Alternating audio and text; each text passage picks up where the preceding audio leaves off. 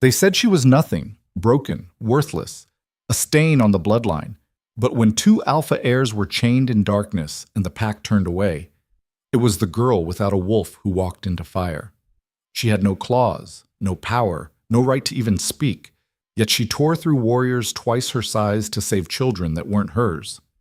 Now a warlord stands at her door, and the pack that abandoned her must face the truth. The weakest among them was the only one strong enough to act. Stay until the end. Hit like. Drop your city below. This is Alara's story. The wind that cut through Blackridge territory on the night of Alara Vance's 18th birthday carried the scent of pine, blood, and expectation.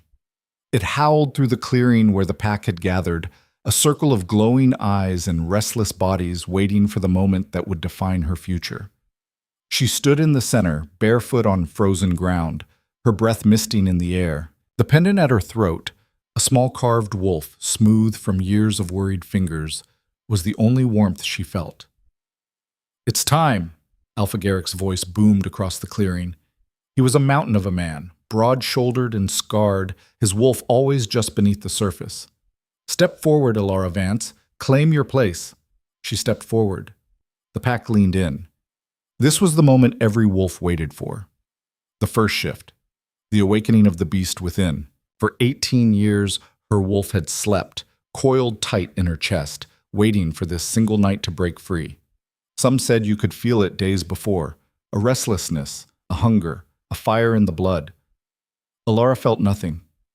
"Close your eyes," Garrick instructed. "Call to it. Let it rise."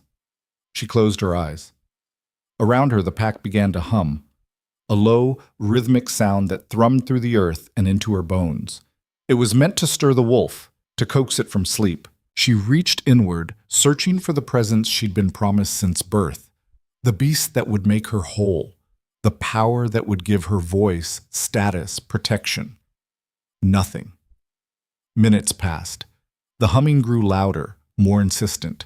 She dug deeper, clawing at the emptiness inside her chest, begging for something, anything, to answer. Still nothing. Her eyes opened.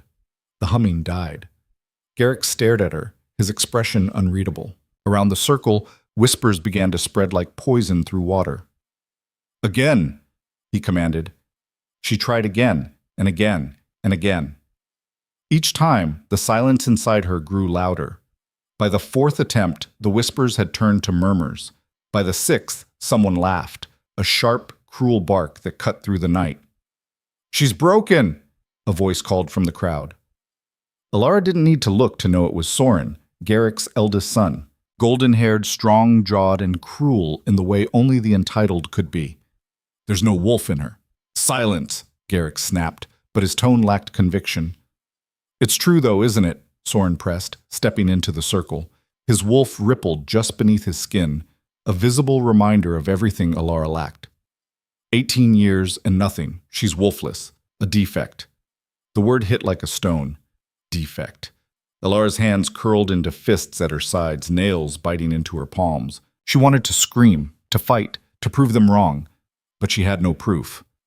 Only the terrible, hollow silence where her wolf should have been. Garrick raised a hand. The pack quieted, but their eyes remained fixed on her, judging, weighing, finding her wanting. "Alara Vance," he said slowly, and the formality in his tone made her stomach drop. "By the laws of Blackridge, a wolf who cannot shift has no place among the ranked. You will not hold status. You will not sit in council. You will not take a mate of standing." Each word was a nail in a coffin she hadn't known was being built.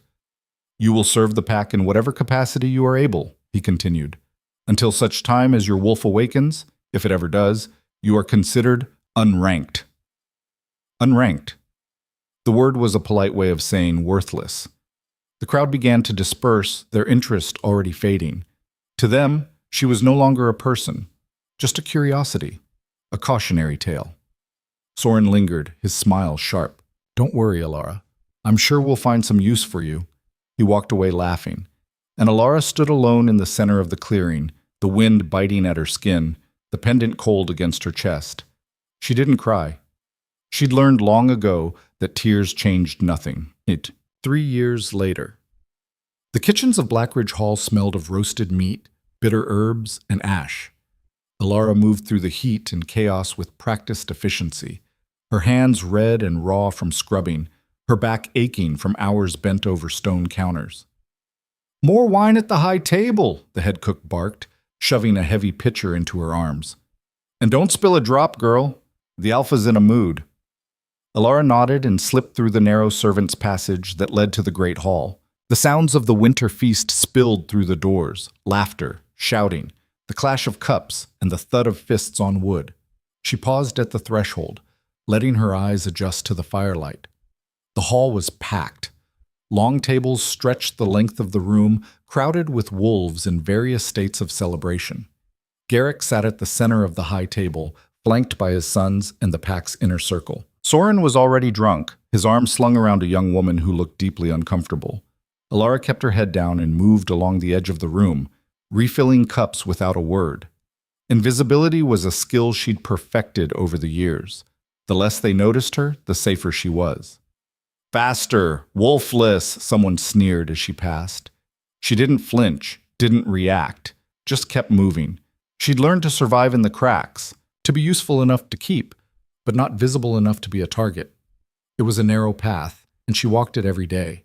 As she reached the high table, Garrick's voice cut through the noise.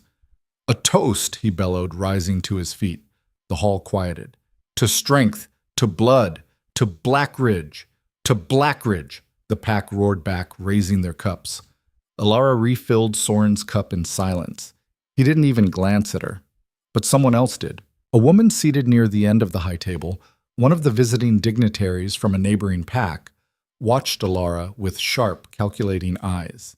She was older, her hair streaked with silver, her posture rigid with authority.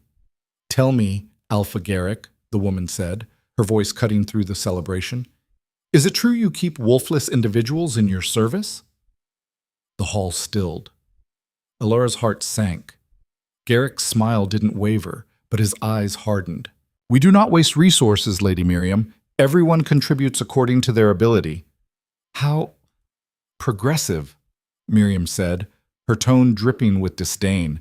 Her gaze slid to Alara. "And this one? What is her ability?" "She serves," Garrick said simply. "Ah." Miriam's lip curled. "A shame. In my pack we do not suffer the weak to remain. It dilutes the bloodline." Alara's fingers tightened on the pitcher, but she kept her face blank. "Perhaps your pack lacks compassion," a younger voice interjected. It was Kyle, Garrick's second son, quieter than Soren, less cruel, though that wasn't saying much. "Strength takes many forms." Miriam's eyes narrowed. "Does it? I wonder." The tension broke as Garrick raised his cup again, steering the conversation away. But Alara felt the weight of Miriam's stare long after she turned away. She finished her rounds and retreated to the kitchens, her pulse still racing. "Ignore them," muttered Oscar, one of the older servants, as he stacked plates. He was wolfless too, though age had stolen his beast rather than birth. "They talk. It's what they do. Doesn't change anything." Alara nodded, but she didn't believe him. Words had weight in a pack, especially words spoken by someone like Miriam. Ochab. The feast stretched late into the night. Alara worked until her hands were numb and her feet screamed, then retreated to the small room she shared with two other servants, a cramped space beneath the kitchens that smelled of damp stone and old smoke. She collapsed onto her narrow cot, exhaustion dragging at her bones. But sleep didn't come. Her mind churned, replaying Miriam's words. "We do not suffer the weak to remain." Alara had heard variations of that sentiment her entire life. From Soren, from strangers, from the silence of those who simply looked through her as if she didn't exist. She reached for the pendant at her throat, running her thumb over the carved wolf. Her mother had given it to her the night before she died. Alara had been 6, too young to understand what was happening. All she remembered was her mother's pale face, her trembling hands, and the weight of the pendant as it settled against her chest. "You are stronger than you know," her mother had whispered. Never forget that. Alara had clung to those words for 12 years. But lately, they felt more like a lie. What strength did she have? No wolf, no voice, no power, just endurance. And some days, even that felt like it was slipping away. The scream woke her, Alara bolted upright, her heart hammering. For a moment, she thought she'd dreamed it. But then it came again, high-pitched, desperate, muffled. A child. She was on her feet before she could think, pulling on her worn boots and grabbing the thin shawl draped over her cot. The other servants stirred but didn't wake. She slipped out of the room and into the darkened corridor, following the sound. It led her to the lower halls, spaces rarely used, half storage, half forgotten. The air was colder here, damp and stale. The scream came again, closer now. Alara rounded a corner and froze. A door stood ajar, firelight flickering from within. Shadows moved across the walls. Too many, too frantic. She approached slowly, every instinct screaming at her to turn back. Through the gap, she saw them. 2 children, no older than 7 or 8, bound at the wrists, huddled in the corner of a stone cell. Their clothes were torn, their faces streaked with dirt and tears, and standing over them, 3 wolves, not shifted, but close. Their eyes glowed in the dim light, their movements predatory. "Quiet," one of them growled, backhanding the nearest child. The boy, dark-haired, small, crumpled with a cry. Alara's blood turned to ice. She recognized the wolves, low-ranked enforcers loyal to Soren. She'd seen them around the hall, always laughing, always looking for trouble. But the children, she didn't recognize them at all. "Stop squirming," another enforcer snapped, grabbing the second child, a girl, by the hair. "You're just making it worse." The girl sobbed, clutching at a tattered stuffed animal. Alara's chest tightened. She should leave, report it, tell someone. But who? Garrick? Soren? The pack that had spent 3 years teaching her she didn't matter? No one would listen. And by the time anyone acted, these children would be... She didn't let herself finish the thought. Her hand closed around the pendant at her throat, the carved wolf pressing into her palm. "You are stronger than you know." Before fear could stop her, Alara pushed the door open. All 3 wolves turned. "Get out!" the first one snarled. Alara stepped inside. Her voice, unused for so long, came out rough and low. "Let them go." For a moment there was silence. Then laughter, sharp and disbelieving. "Did the wolfless just give us an order?" the second enforcer said, grinning. "I said let them go." The first wolf crossed the room in 2 strides, towering over her. "Or what?" Alara didn't answer. She didn't have an answer. All she had was the fire poker she'd grabbed on her way through the corridor, and the bone-deep certainty that if she walked away now, she'd never forgive herself. The wolf's grin widened. "You've got guts. I'll give you that." "Stupid, but..." Alara swung. The poker cracked across his jaw with a sickening crunch. He staggered, blood spraying from his mouth. The other 2 lunged. She didn't think, didn't plan, just moved. She drove the poker into the second wolf's ribs, then spun and slammed it into the third's knee. Bone cracked. He howled and dropped. The first wolf recovered, his eyes blazing gold. "You're dead." He shifted mid-lunge, fur rippling across his skin, claws extending. Alara threw herself sideways, hitting the ground hard. The wolf's claws raked the air where she'd been standing. She rolled, grabbed a broken chair leg, and drove it upward as he came at her again. It caught him in the shoulder. He yelped and stumbled back. Alara scrambled to her feet, chest heaving, blood roaring in her ears. The other 2 were starting to rise. She had seconds, maybe less. She grabbed the boy's hand, yanked him to his feet, then pulled the girl up with her free arm. "Run! Where? Run!" The children ran. Alara followed, slamming the door shut behind her and wedging the poker through the handle. It wouldn't hold long, but it didn't need to. She just needed enough time to disappear. Behind her, the wolves roared. The door shuddered under their blows. Alara pulled the children through the twisting corridors, her mind racing. She couldn't go back to the kitchens, couldn't hide in the hall. There was only one option: the forest. It was a death sentence in winter, but staying was a guaranteed one. She led the children up a narrow staircase, through a forgotten storage room, and out a side door that opened onto the northern edge of the territory. The cold hit like a fist. Snow crunched beneath their feet.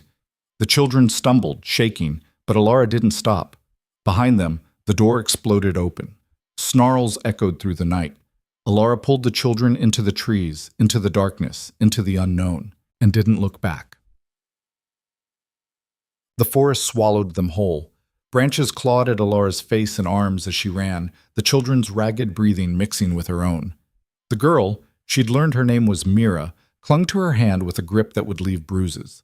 The boy, Torin, kept pace beside them, his small face set in grim determination.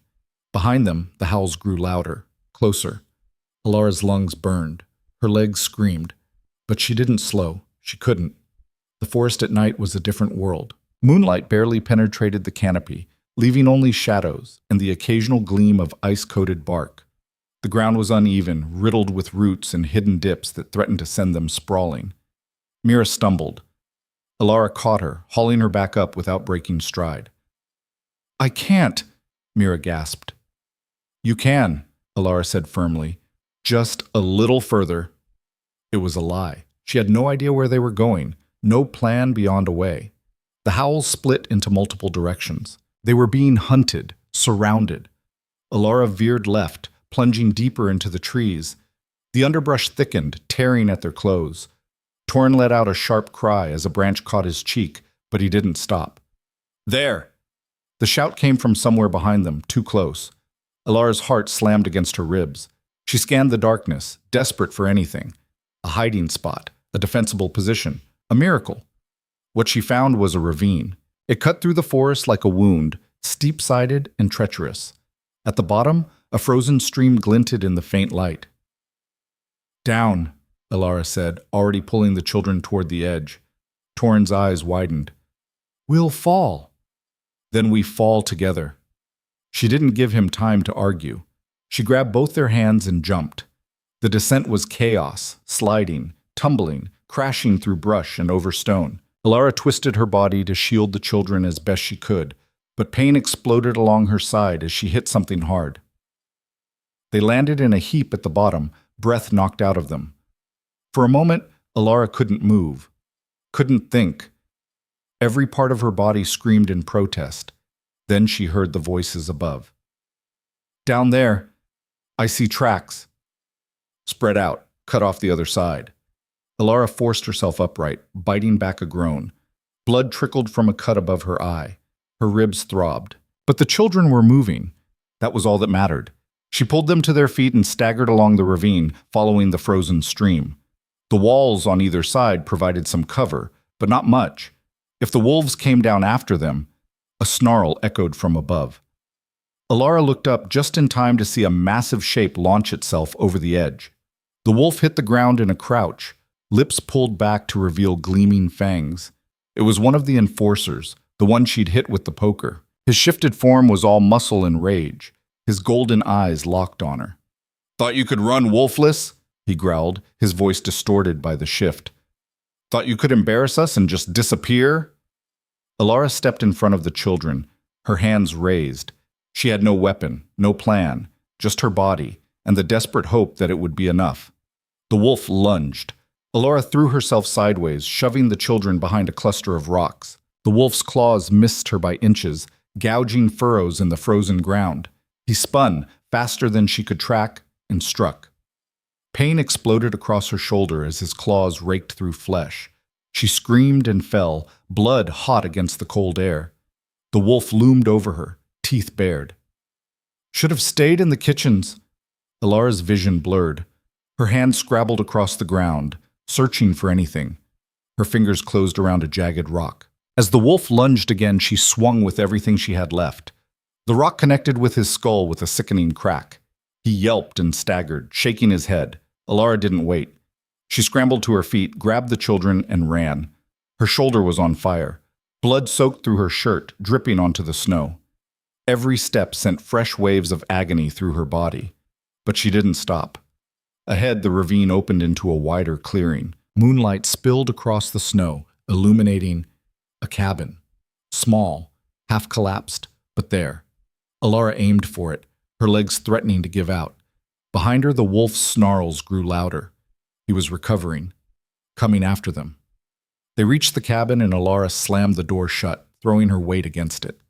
There was no lock, no bar. She looked around frantically. Torin and Mira huddled in the corner, wide-eyed and trembling. "Help me!" Alara gasped, dragging a broken table toward the door. Torin jumped up, shoving a chair against it. Mira added a rotted beam. It wouldn't hold. Not against a wolf in full shift, but maybe, just maybe, it would buy them time. The first impact shook the entire structure. The door buckled inward, wood splintered. Alara backed up, putting herself between the door and the children once more. The second impact tore the door off its hinges. The wolf stepped through, breathing hard, blood matting his fur. His eyes glowed in the darkness. "Nowhere left to run," he snarled. Alara's legs trembled. Her vision swam. Blood loss was catching up to her, but she didn't move. "You want them?" she said, her voice steady despite the fear clawing at her throat. "You go through me." The wolf laughed, a horrible, grating sound.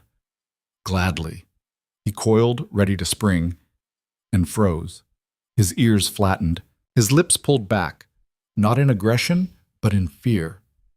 Alara didn't understand, not until she felt it, a presence, massive, overwhelming, like standing in the shadow of a mountain. The air itself seemed to thicken, pressing down on them with the weight of barely restrained violence. The enforcer's wolf whimpered and backed away, his tail tucking between his legs. Then the howl came. It split the night like thunder, reverberating through the trees and shaking snow from the branches. It wasn't a call. It wasn't a warning. It was a promise of death. The enforcer bolted, shifting mid-run, disappearing into the forest without a backward glance. Alara collapsed against the wall, her strength finally giving out. Mira and Torin rushed to her side, their small hands clutching at her arms. "Are you okay?" Mira whispered, tears streaming down her face. Alara tried to answer, but the world was tilting. Darkness crept in at the edges of her vision. The last thing she saw before consciousness slipped away was the doorway and the enormous shadow filling it. Golden eyes, cold and merciless. And then nothing. Pain dragged Alara back to consciousness like claws through flesh. Her shoulder throbbed with every heartbeat, a deep, pulsing agony that radiated down her arm and across her chest. Her mouth tasted of copper and ash. When she tried to move, her body screamed in protest. She forced her eyes open. Firelight danced across rough wooden beams above her. The air smelled of smoke, pine, and something else, something wild and dangerous that made her instincts shriek. Where was she? Memory came back in fragments. The children, the chase, the cabin, the enforcer's wolf retreating in terror, and then the shadow in the doorway. Alara's breath caught. She tried to sit up, but her body wouldn't cooperate. A hand, large, calloused, pressed against her uninjured shoulder, holding her down with effortless strength. "Don't move." The voice was deep, rough, and carried the kind of authority that didn't need to be raised to be obeyed. Alara turned her head slowly, her pulse hammering. A man sat beside her makeshift bed, a pile of furs and blankets that definitely hadn't been in the cabin before. He was enormous, easily 6.5 feet of solid muscle, with shoulders broad enough to block out the firelight. Dark hair fell past his jaw, and a scar cut through his left eyebrow, giving him a permanently severe expression. But it was his eyes that made her freeze. Golden, predatory, ancient, alpha. Not just any alpha. This was someone who'd killed for his position and would kill again without hesitation. "The children," Alara croaked, her throat raw. "Where see?" "Safe." He nodded toward the far corner of the cabin. Alara followed his gaze. Mira and Torin were curled together on another pile of furs, fast asleep. Mira still clutched her stuffed animal. Torin's small hand was wrapped around his sister's, alive, whole. Relief hit so hard it made her dizzy. "Who are you?" she managed. The man's expression didn't change. "Darius Thorne, Alpha of the Iron Peak Pack." He paused, letting that sink in. "And those children you risked your life for? They're mine." The world tilted. Alara stared at him, then at the sleeping children, then back at him. "Yours?" "My son and daughter." "Oh no. Oh no, no, no." Iron Peak was one of the largest, most feared packs in the Northern Territories. They controlled the mountain ranges to the east. Brutal, unforgiving terrain that bred brutal, unforgiving wolves. Their alpha was legendary, a warlord who'd unified 3 rival packs through sheer force and cunning, and she'd just fled into his territory with his kidnapped children. "I didn't know," Alara said quickly, trying to push herself up despite the pain. "I swear I didn't. I just found them in Blackridge. They were being held, and I know." She stopped. You, no? Darius leaned back, his massive frame casting long shadows across the walls. My children were taken 4 days ago, ambushed on the border during a diplomatic visit. His voice was flat, emotionless, but something dark flickered in his eyes. 3 of my best warriors died protecting them. The kidnappers vanished into Black Ridge territory before we could respond. Alara's mind raced. A kidnapping. Political leverage. No wonder Garrick had hidden them in the lower halls. I've had scouts searching every inch of that territory, Darius continued. I was preparing to march on Black Ridge Hall with my entire war pack when one of my sentries reported movement in the forest. A girl and 2 children being hunted. He stood, and the sheer size of him made the cabin feel smaller. He moved to the fire, adding another log with movements that were far too controlled for someone his size. I came expecting to find the kidnappers trying to move my children to a secondary location, he said quietly. Instead, I found a barefoot, half-dead girl shielding them with her body. Alara said nothing. What could she say? Darius turned, his golden eyes pinning her in place. So I'll ask you once, and only once. Why? Why what? Why did you help them? You're wolfless. Don't bother denying it. I can smell it on you. You have no pack standing, no power, no protection. You had to know what would happen if you interfered. So why risk everything for children you didn't know? Alara met his gaze, even though every instinct screamed at her to look away. Because no one else would. Silence stretched between them, thick and heavy. Then Darius did something unexpected. He laughed. It was a short, sharp sound, more surprise than humor. No one else would, he repeated, shaking his head. In a hall full of warriors and ranked wolves, the only one with the spine to act was the one they'd discarded. He moved back to her side, studying her with an intensity that made her skin prickle. What's your name? Alara. Alara Vance. Well, Alara Vance. He crouched down so they were eye level. You saved my children's lives. That creates a debt I don't take lightly. I don't care what you want. His tone wasn't cruel, just absolute. A life debt is sacred. You're under my protection now, whether you like it or not. Before Alara could respond, a sound from the corner made them both turn. Torrin was awake, his dark eyes wide. When he saw Darius, his entire face transformed. Papa! The word was barely a whisper, but it shattered something in the Alpha's expression. He crossed the cabin in 3 strides and dropped to his knees, pulling his son into his arms.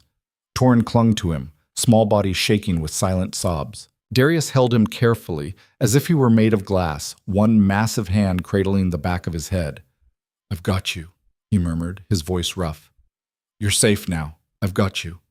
Mira stirred, then bolted upright. Papa? Come here, little one. She scrambled across the cabin and threw herself at him. Darius caught her with his free arm, gathering both children against his chest. For a long moment, the most dangerous alpha in the Northern Territories simply held his children and let them cry. Alara looked away, something tight and painful lodging in her throat. She'd never seen her father hold her like that, never knew that kind of safety. When she looked back, Darius was watching her over his children's heads, his expression unreadable. Thank you, he said quietly. Alara nodded, not trusting her voice. Mira pulled back slightly, wiping her eyes. Papa, this is Alara. She saved us. The bad men were hurting us, and she hit them, and she made us run, and... I know, sweetheart. Darius smoothed her hair back gently. She was very brave. The bravest, Torrin added fiercely. She didn't have claws or anything, and she still fought them. Alara felt heat rise in her cheeks. Don't. Darius cut her off, his tone firm. Don't diminish what you did. My children are alive because of you. Own that. Before she could formulate a response, the cabin door slammed open. 5 wolves poured through, all in fighting stance, eyes blazing gold. They filled the small space with barely contained violence, their attention immediately locking on Alara. Alpha! The lead wolf, a woman with silver-streaked hair and vicious scars across her face, growled. Step away from her. We don't know. Stand down, Kira. The command cracked through the air like a whip. The wolves froze, but their eyes remained fixed on Alara with open hostility. This is the one who took your children, Kira pressed, her lip curling. We should... This is the one who saved my children, Darius corrected, his voice dropping to something dangerous. And if anyone so much as breathes wrong in her direction, they'll answer to me personally. Are we clear? The wolves exchanged glances, clearly unhappy, but they backed down. Yes, Alpha, Kira said stiffly. Darius stood, gently setting his children aside. Alara needs medical attention. Her shoulder's torn open and she's lost blood. Get Marin. Alpha, we should return to Iron Peak, one of the other wolves said. If Blackridge realizes we're this deep in their territory, let them realize it. Darius's smile was cold. Let them come. I have questions for Alpha Garrick about how my children ended up chained in his basement. The temperature in the cabin seemed to drop. For now, Darius continued, we secure this location. Set a perimeter. I want sentries on every approach. No one gets within 100 yards without me knowing about it. The wolves moved immediately, filing out with military precision. Only Kira lingered, her eyes still on Alara. You're sure about this? She asked quietly. Darius didn't look away from Alara. I've never been more sure of anything. Kira left, though her disapproval was palpable. Alone again, well, as alone as they could be with two children watching, Darius returned to Alara's side. Your pack will come looking for you, he said. The enforcer you fought will report back. Garrick will know you're out here, and he'll know why. Alara's stomach twisted. I know. He'll want you back, not because he cares about you, but because you've made him look weak. And he can't afford that, not with me on his doorstep. I'm not going back. The words surprised her almost as much as they seemed to surprise him. Darius studied her for a long moment. You understand what that means? You'll be packless, rogue. Every wolf in these territories will see you as fair game. I was already fair game, Alara said quietly. At least this way, I chose it. Something that might have been respect flickered across his face. You're tougher than you look. I've had practice. A woman entered the cabin, older, with kind eyes and hands that moved with practiced efficiency. She carried a leather satchel that smelled of herbs and antiseptic. Marin, Darius said, this is Alara. Shoulder wound, possible broken ribs, severe exhaustion, and blood loss. Marin's eyebrows rose, but she didn't question it. Let me see. Alara tried to sit up. Pain lanced through her entire left side, and she gasped, the world graying at the edges. Easy, Marin said, kneeling beside her. Let's get that shirt off. With Darius's help, his hand surprisingly gentle, they eased Alara's blood-soaked shirt over her head. Marin hissed when she saw the damage. 4 deep lacerations, she murmured, probing the wound with careful fingers. Missed the major vessels, thank the moon, but you're going to need stitches. A lot of them. Do what you need to do, Alara said through gritted teeth. Marin worked quickly, cleaning the wound with something that burned like liquid fire. Alara bit down on a leather strap Darius offered, trying not to scream. Mira crept closer, her small face pinched with worry. Does it hurt? Alara managed a nod. You can hold my hand if you want, Mira offered shyly, extending her small fingers. Something in Alara's chest cracked. She took the child's hand, squeezing gently. The stitching seemed to take forever.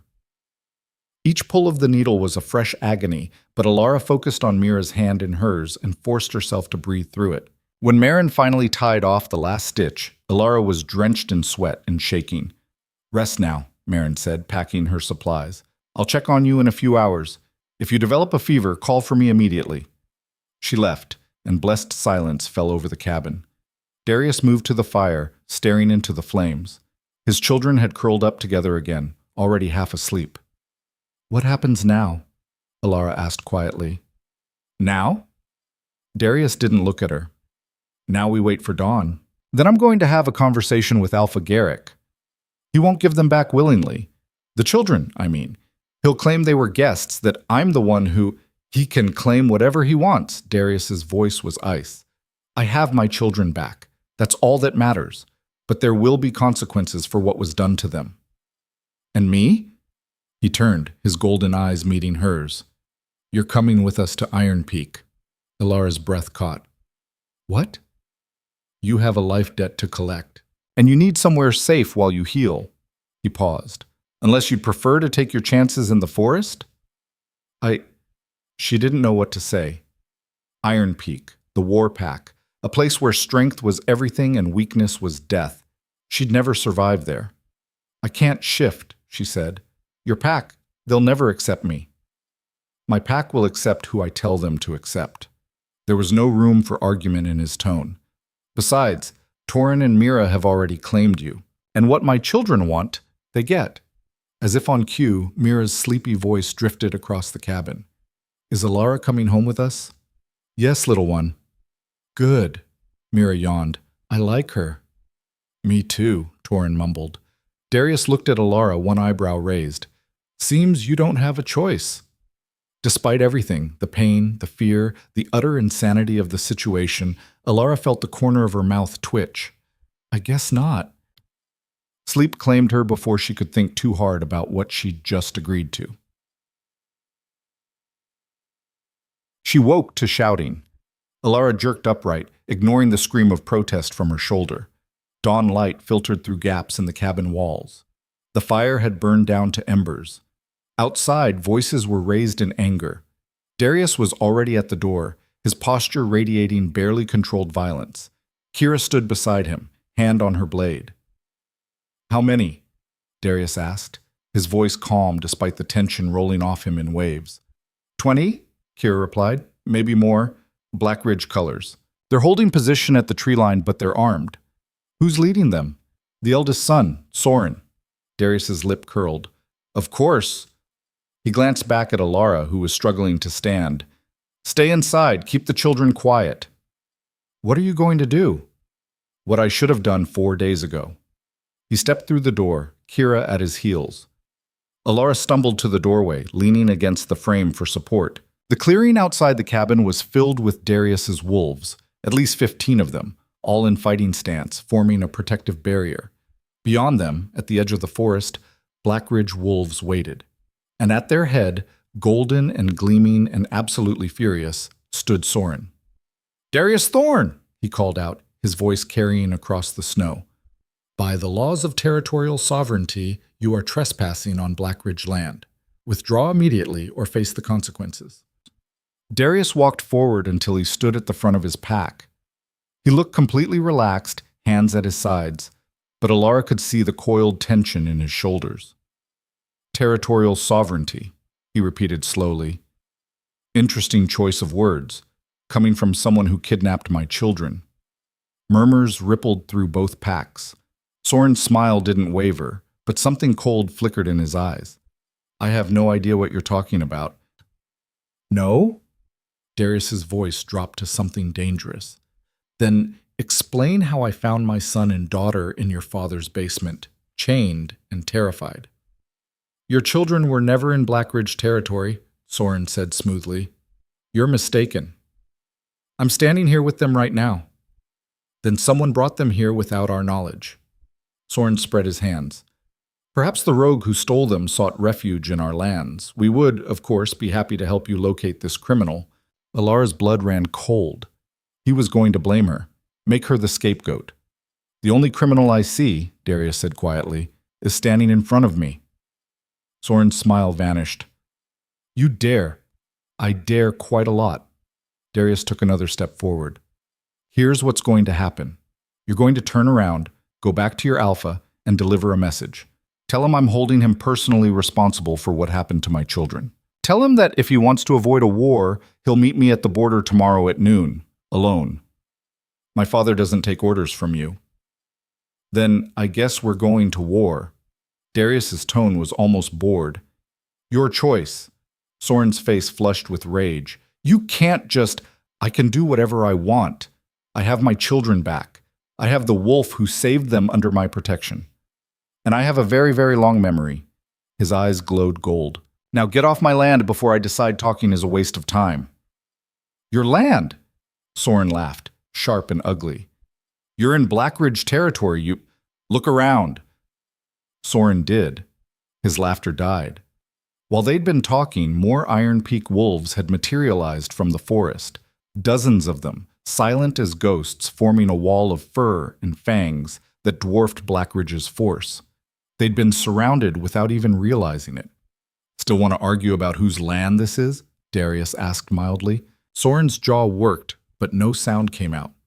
Around him, his wolves were backing up, their bravado evaporating in the face of overwhelming force. I thought not. Darius turned his back on them, the ultimate sign of disrespect. You have until sundown to clear out. After that, anyone I find in this area becomes target practice. This isn't over, Soren spat. Darius glanced over his shoulder. I certainly hope not. I've been looking for an excuse to tear your pack apart for years. Please give me one. Soren's wolf flickered beneath his skin, but he wasn't stupid enough to shift. Not here. Not outnumbered 3-1. Come on, see? He growled to his wolves. We're leaving. They retreated into the forest, moving fast but trying not to look like they were running. When they were gone, Darius's shoulders relaxed fractionally. Double the perimeter, he ordered. I don't trust them not to try something stupid. His wolves dispersed. Kira remained, her expression troubled. This is going to escalate, she said quietly. I know. Garrick won't meet you alone. He'll bring an army. I'm counting on it. Darius's smile was cold. Let him. I want witnesses when I make him answer for what he allowed to happen. He turned and saw Elara in the doorway. His expression softened slightly. You should be resting. I heard shouting. She swallowed hard. Soren's going to tell Garrick I kidnapped your children. Let him try. Darius climbed the steps to the cabin. My children will tell anyone who asks exactly what happened. Your innocence isn't in question. Not with you, maybe. But Garrick's opinion stopped mattering the moment he let my children be used as pawns. He paused. You're safe, Elara. I promise you that. It should have sounded arrogant, but coming from him, standing there like an immovable mountain, it sounded like truth. Why are you doing this? She asked. The life debt. I get it. But this? Facing down my pack, threatening war. It's too much. Darius studied her for a long moment. When Mira and Torin were taken, I tore apart half the territory looking for them. I didn't sleep, didn't eat. I would have burned every pack from here to the coast if it meant getting them back. He stepped closer, his voice dropping.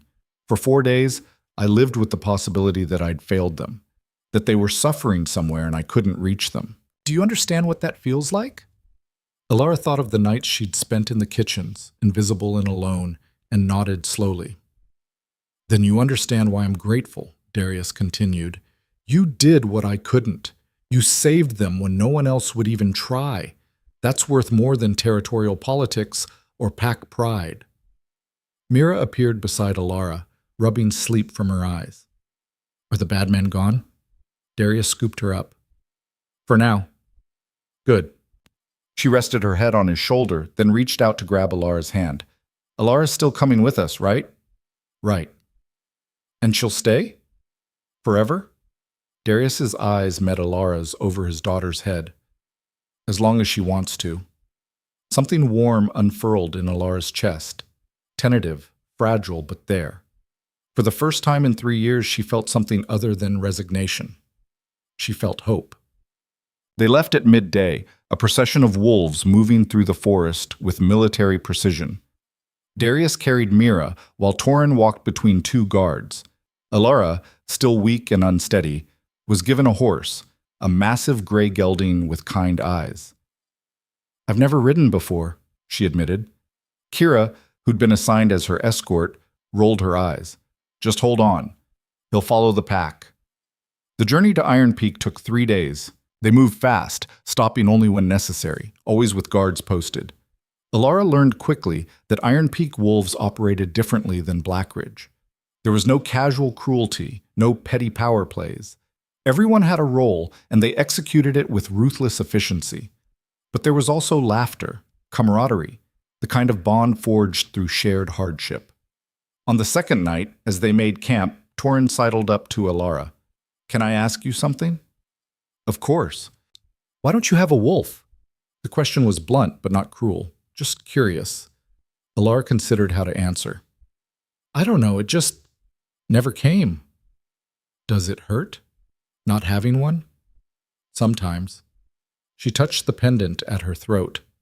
But you learn to live with it.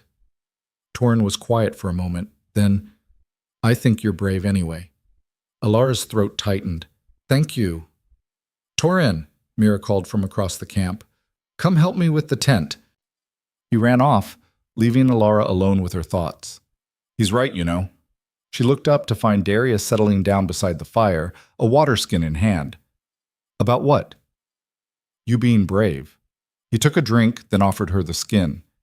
I've seen warriors with full shifts hesitate in situations where you acted without question. I didn't have time to think. Exactly. You just did what needed to be done. He poked at the fire with a stick. That's rare. Alara didn't know what to say to that, so she said nothing. They sat in comfortable silence until Mira came running over, dragging a very confused Torin by the hand. Papa, tell Torin that Alara has to sleep in our tent. The family tent is for family, Torin argued. But she is family now. Is not. Is too. Darius held up a hand. Enough. Alara will sleep wherever she's comfortable. Both children turned to look at her with identical, hopeful expressions. Alara felt something crack inside her chest. I'd be honored to share your tent. Mira let out a whoop of victory. Torin grumbled, but didn't argue further. That night, sandwiched between two warm, sleeping children, listening to the sounds of the pack around her, Alara felt something she hadn't felt in years. Safe. Iron Peak territory was brutal and beautiful in equal measure. They arrived on the third day, cresting a ridge that overlooked a valley carved between two massive peaks. The pack's central settlement sprawled across the valley floor, dozens of buildings, training grounds, and what looked like a fortified hall at the center. Home, Darius said simply. As they descended, wolves began to emerge from buildings and gather in the main square. By the time they reached the hall, a crowd had formed. Darius dismounted and immediately lifted his children down. The crowd erupted in cheers. The heirs are safe. They're home! Thank the moon! Alara hung back, suddenly very aware that she was an outsider here. These wolves didn't know her, didn't owe her anything, and she was wolfless. The crowd's attention shifted to her, and the cheering faltered. Who's that? Why is she here? Is she the one who... Darius's voice cut through the murmurs like a blade.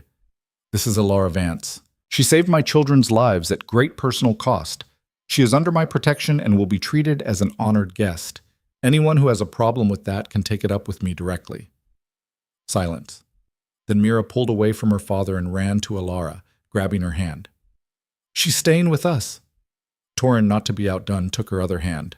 She's our friend. The crowd's hostility melted, replaced by curiosity and something that might have been respect. Kira stepped forward. I'll show her to quarters. She'll stay in the family wing, Darius said. Kira's eyebrows shot up. Alpha, that's non-negotiable. His tone left no room for argument. She stays close until I'm certain she's safe. He turned to Alara. Rest. Heal. We'll talk more later. Then he was gone, swept up in pack business, leaving Alara standing in the square with 100 curious eyes on her. Kira sighed. Come on, I'll show you to your room before someone says something stupid. The family wing of Iron Peak Hall was nothing like the cramped servant quarters Alara had known. Her room was small but warm, with a real bed, a fireplace, and a window that overlooked the valley.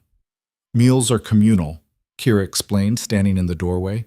Training is at dawn, but you're obviously exempt. If you need anything, just ask. Thank you. Kira paused, then said quietly, what you did, saving the Alpha's children, that takes guts. Maybe you don't have a wolf, but you've got something else. Don't let anyone tell you different.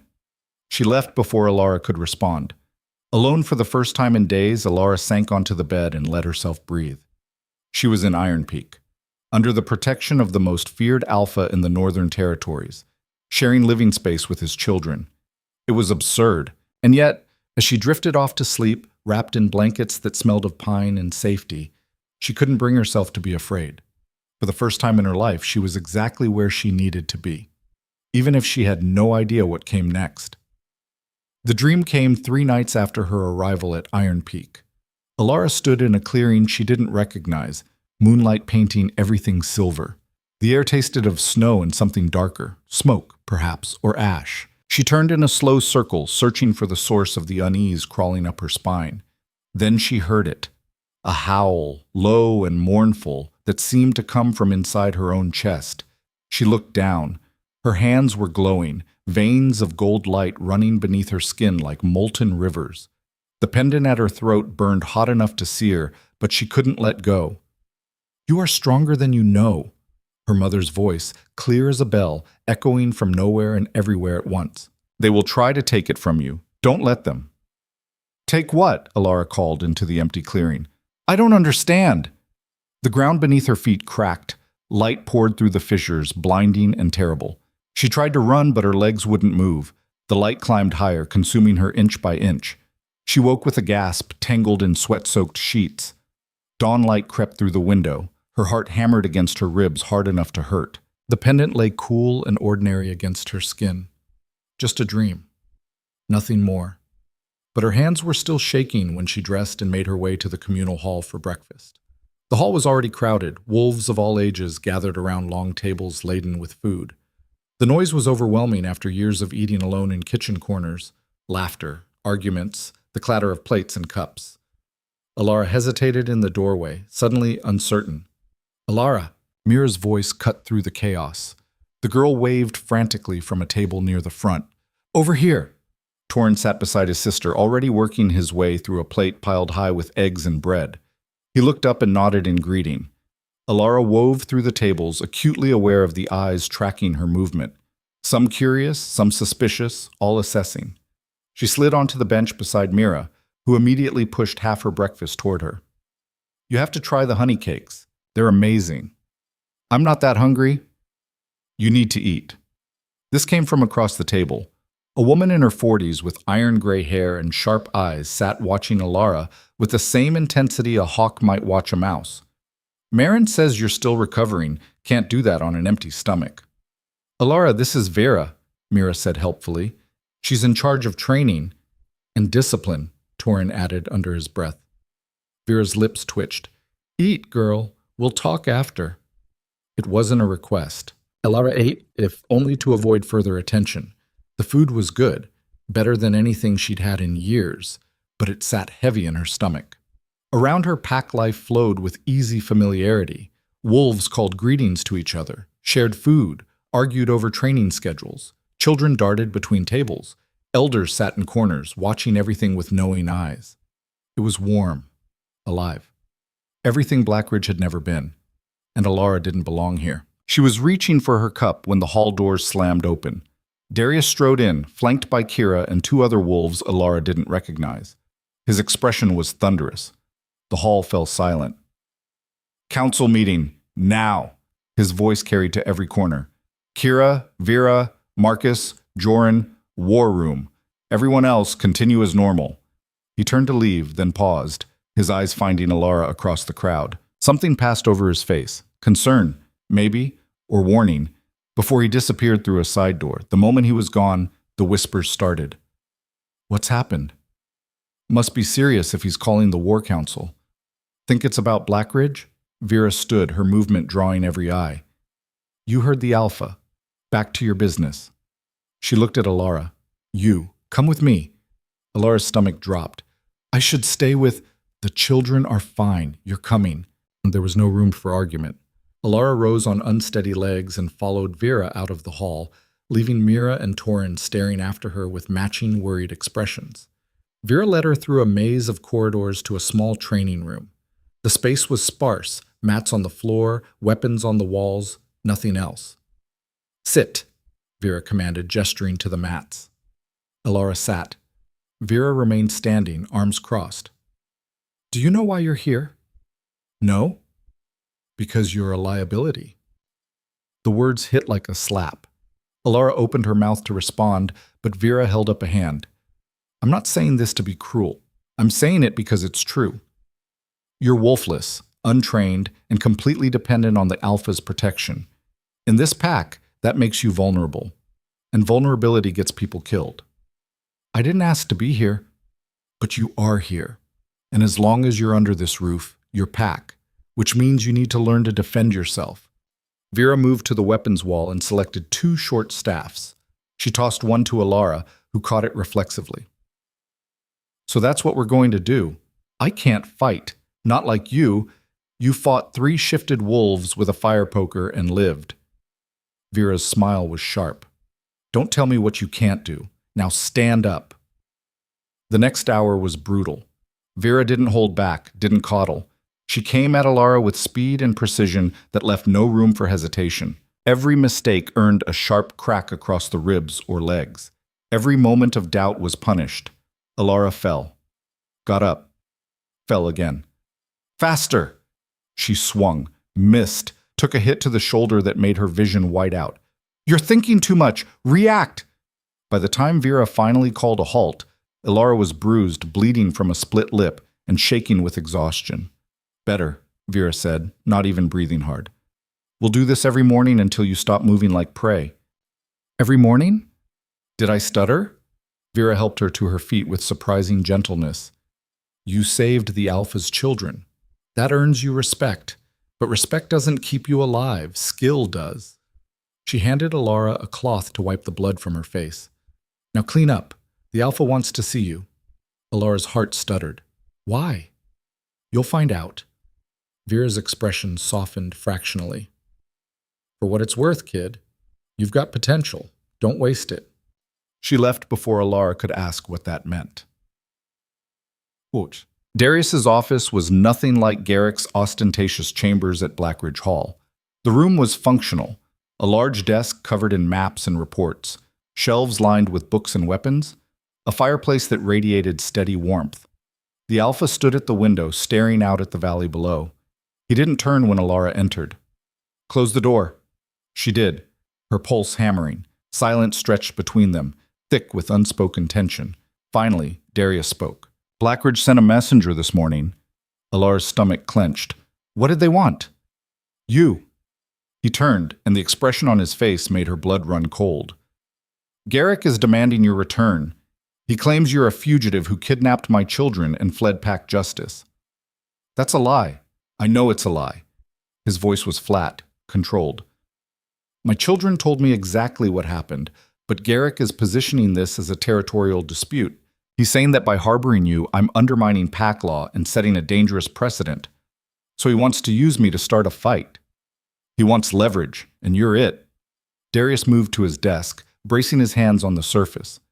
He's given me until the new moon to return you, or he'll petition the Northern Council to sanction Iron Peak for harboring a criminal. The Northern Council, a gathering of the most powerful alphas in the region, convened only for matters of territory, law, or war.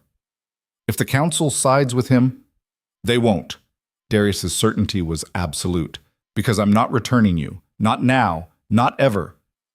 You can't risk your pack for me. I can risk whatever I damn well please. His eyes blazed gold. You're under my protection. That's not negotiable. But if it comes to war, then it comes to war. He straightened, rolling his shoulders. I won't sacrifice someone who saved my children to avoid a political headache. That's not who I am. Alara stared at him, something hot and painful lodged in her throat. Why are you doing this? I already told you. No. She stepped closer, ignoring the voice in her head screaming at her to back down. The life debt doesn't explain this. You could honor it without going to war. So why? Darius studied her for a long moment. When he spoke, his voice was quieter. Because when I look at you, I see someone who made an impossible choice and paid for it. Someone who's been invisible for so long they've forgotten what it's like to matter. He paused. And I know what happens when good people are sacrificed for political convenience. I won't be part of that. Not again. There was a story there, pain buried deep beneath layers of authority and control. But before Alara could ask, a knock sounded at the door. Kira entered without waiting for permission. Alpha, we have a problem. What kind of problem? The kind that showed up at our southern border an hour ago. She glanced at Alara, hesitated. Lady Miriam of the Crescent Pack. She's requesting an audience. Darius's jaw tightened. Did she say why? She claims she has information about the kidnapping, information you need to hear. It's a trap. Probably. Kira's smile was grim. But she brought 20 wolves and is camped right on the border. If we refuse to meet with her, it looks like we have something to hide. Darius cursed under his breath. Fine. Tell her I'll meet her at dusk. Neutral ground, no more than 5 wolves each. Kira nodded and left. Alara's mind raced. Miriam was at the feast the night I found Mira and Torin. She's the one who... I remember. Darius's voice was ice. She's been trying to undermine my pack for years. If she's here now, it's because she sees an opportunity. To do what? To destabilize Iron Peak, to weaken my position. He looked at her. Or to take you. The bottom dropped out of Alara's stomach. She can't. You said I was under your protection, and that protection only extends as far as my territory. If she can convince the council that you're a threat, that I'm harboring a dangerous rogue... He didn't finish the sentence. He didn't need to. So what do we do? We? His eyebrow arched. You're not leaving me out of this. Whatever happens, it's about me. I have a right to know. For a moment, she thought he'd argue. Then something shifted in his expression. Surprise, maybe. Or approval. You're right, you do. He moved around the desk. Which is why you're coming to the meeting. What? If Miriam has information about the kidnapping, you need to hear it. And if she tries anything... His smile was dangerous. Well, she'll learn very quickly why you don't threaten what's mine. The possessiveness in his tone should have bothered her. Instead, it sent warmth spreading through her chest. When do we leave? 2 hours. Dress warm. It's going to be a long night. The meeting ground was a clearing half a mile from Iron Peak's southern border, marked by ancient stones and neutral by treaty. Snow covered everything in a blanket of white, broken only by the dark shapes of wolves waiting on either side. Darius stood at the center with Kira, Vera, and 2 other warriors Alara didn't know. She stood slightly behind them, trying to project confidence she didn't feel. Across the clearing, Lady Miriam waited with her own escort. In the fading light, she looked carved from ice, beautiful, cold, and utterly ruthless. Alpha Darius? Her voice carried across the snow. Thank you for agreeing to meet. Let's skip the pleasantries, Miriam. What do you want? Her smile was thin. Always so direct. Very well. Her eyes shifted to Alara. I want to offer you a solution to your problem. I don't have a problem. No? Miriam tilted her head. Then why is Blackridge threatening to petition the council? Why are you harboring a wolfless fugitive who... Choose your next words carefully, Darius warned, his voice dropping to a growl. Miriam raised her hands in mock surrender. I meant no offense. I'm simply stating facts. Facts that, if presented to the council, could cause significant trouble for Iron Peak. Get to the point. The point, Alpha, is that I can make this all go away. She smiled. Garrick has been receptive to certain suggestions. If I were to speak on your behalf at the council, explain that the girl was acting under duress, that she meant no harm, in exchange for what? Her. Miriam's eyes locked on Alara. Give her to me. I'll ensure she's treated fairly, given a place in my pack. And in return, I'll handle Garrick and smooth things over with the council. Alara's breath caught. Around her, Darius's wolves tensed. Absolutely not, Darius said flatly. Think about it, Miriam pressed. You avoid war, maintain your standing with the council, and the girl gets a fresh start. Everyone wins. Everyone except Alara. She's wolfless. She has no future here, no matter how much you might wish otherwise. Miriam's tone turned almost sympathetic. Be realistic, Alpha. What can she possibly offer your pack? She can't hunt, can't fight, can't even shift to defend herself. She's a burden. She saved my children. And that was admirable, truly. Miriam took a step forward. But one act of courage doesn't change what she is. Sooner or later, she'll become a liability. Sooner or later, someone will use her to get to you. Darius's silence stretched. Alara felt ice forming in her veins. He was considering it, actually considering handing her over. Darius? Kira started. How do I know you won't just turn her over to Garrick the moment I agree? Darius asked. Miriam smiled. You have my word. Your word means nothing to me. Then what would you accept as guarantee? Darius was quiet for a long moment. When he spoke, his voice was carefully neutral. Give me time to think about it. Of course, but don't take too long. Miriam's eyes glittered. Garrick is getting impatient, and impatient alphas do reckless things. She turned and walked back to her wolves, disappearing into the trees. The moment she was gone, Darius spun on his heel. Back to Iron Peak, now. They moved in silence, the tension so thick it was suffocating.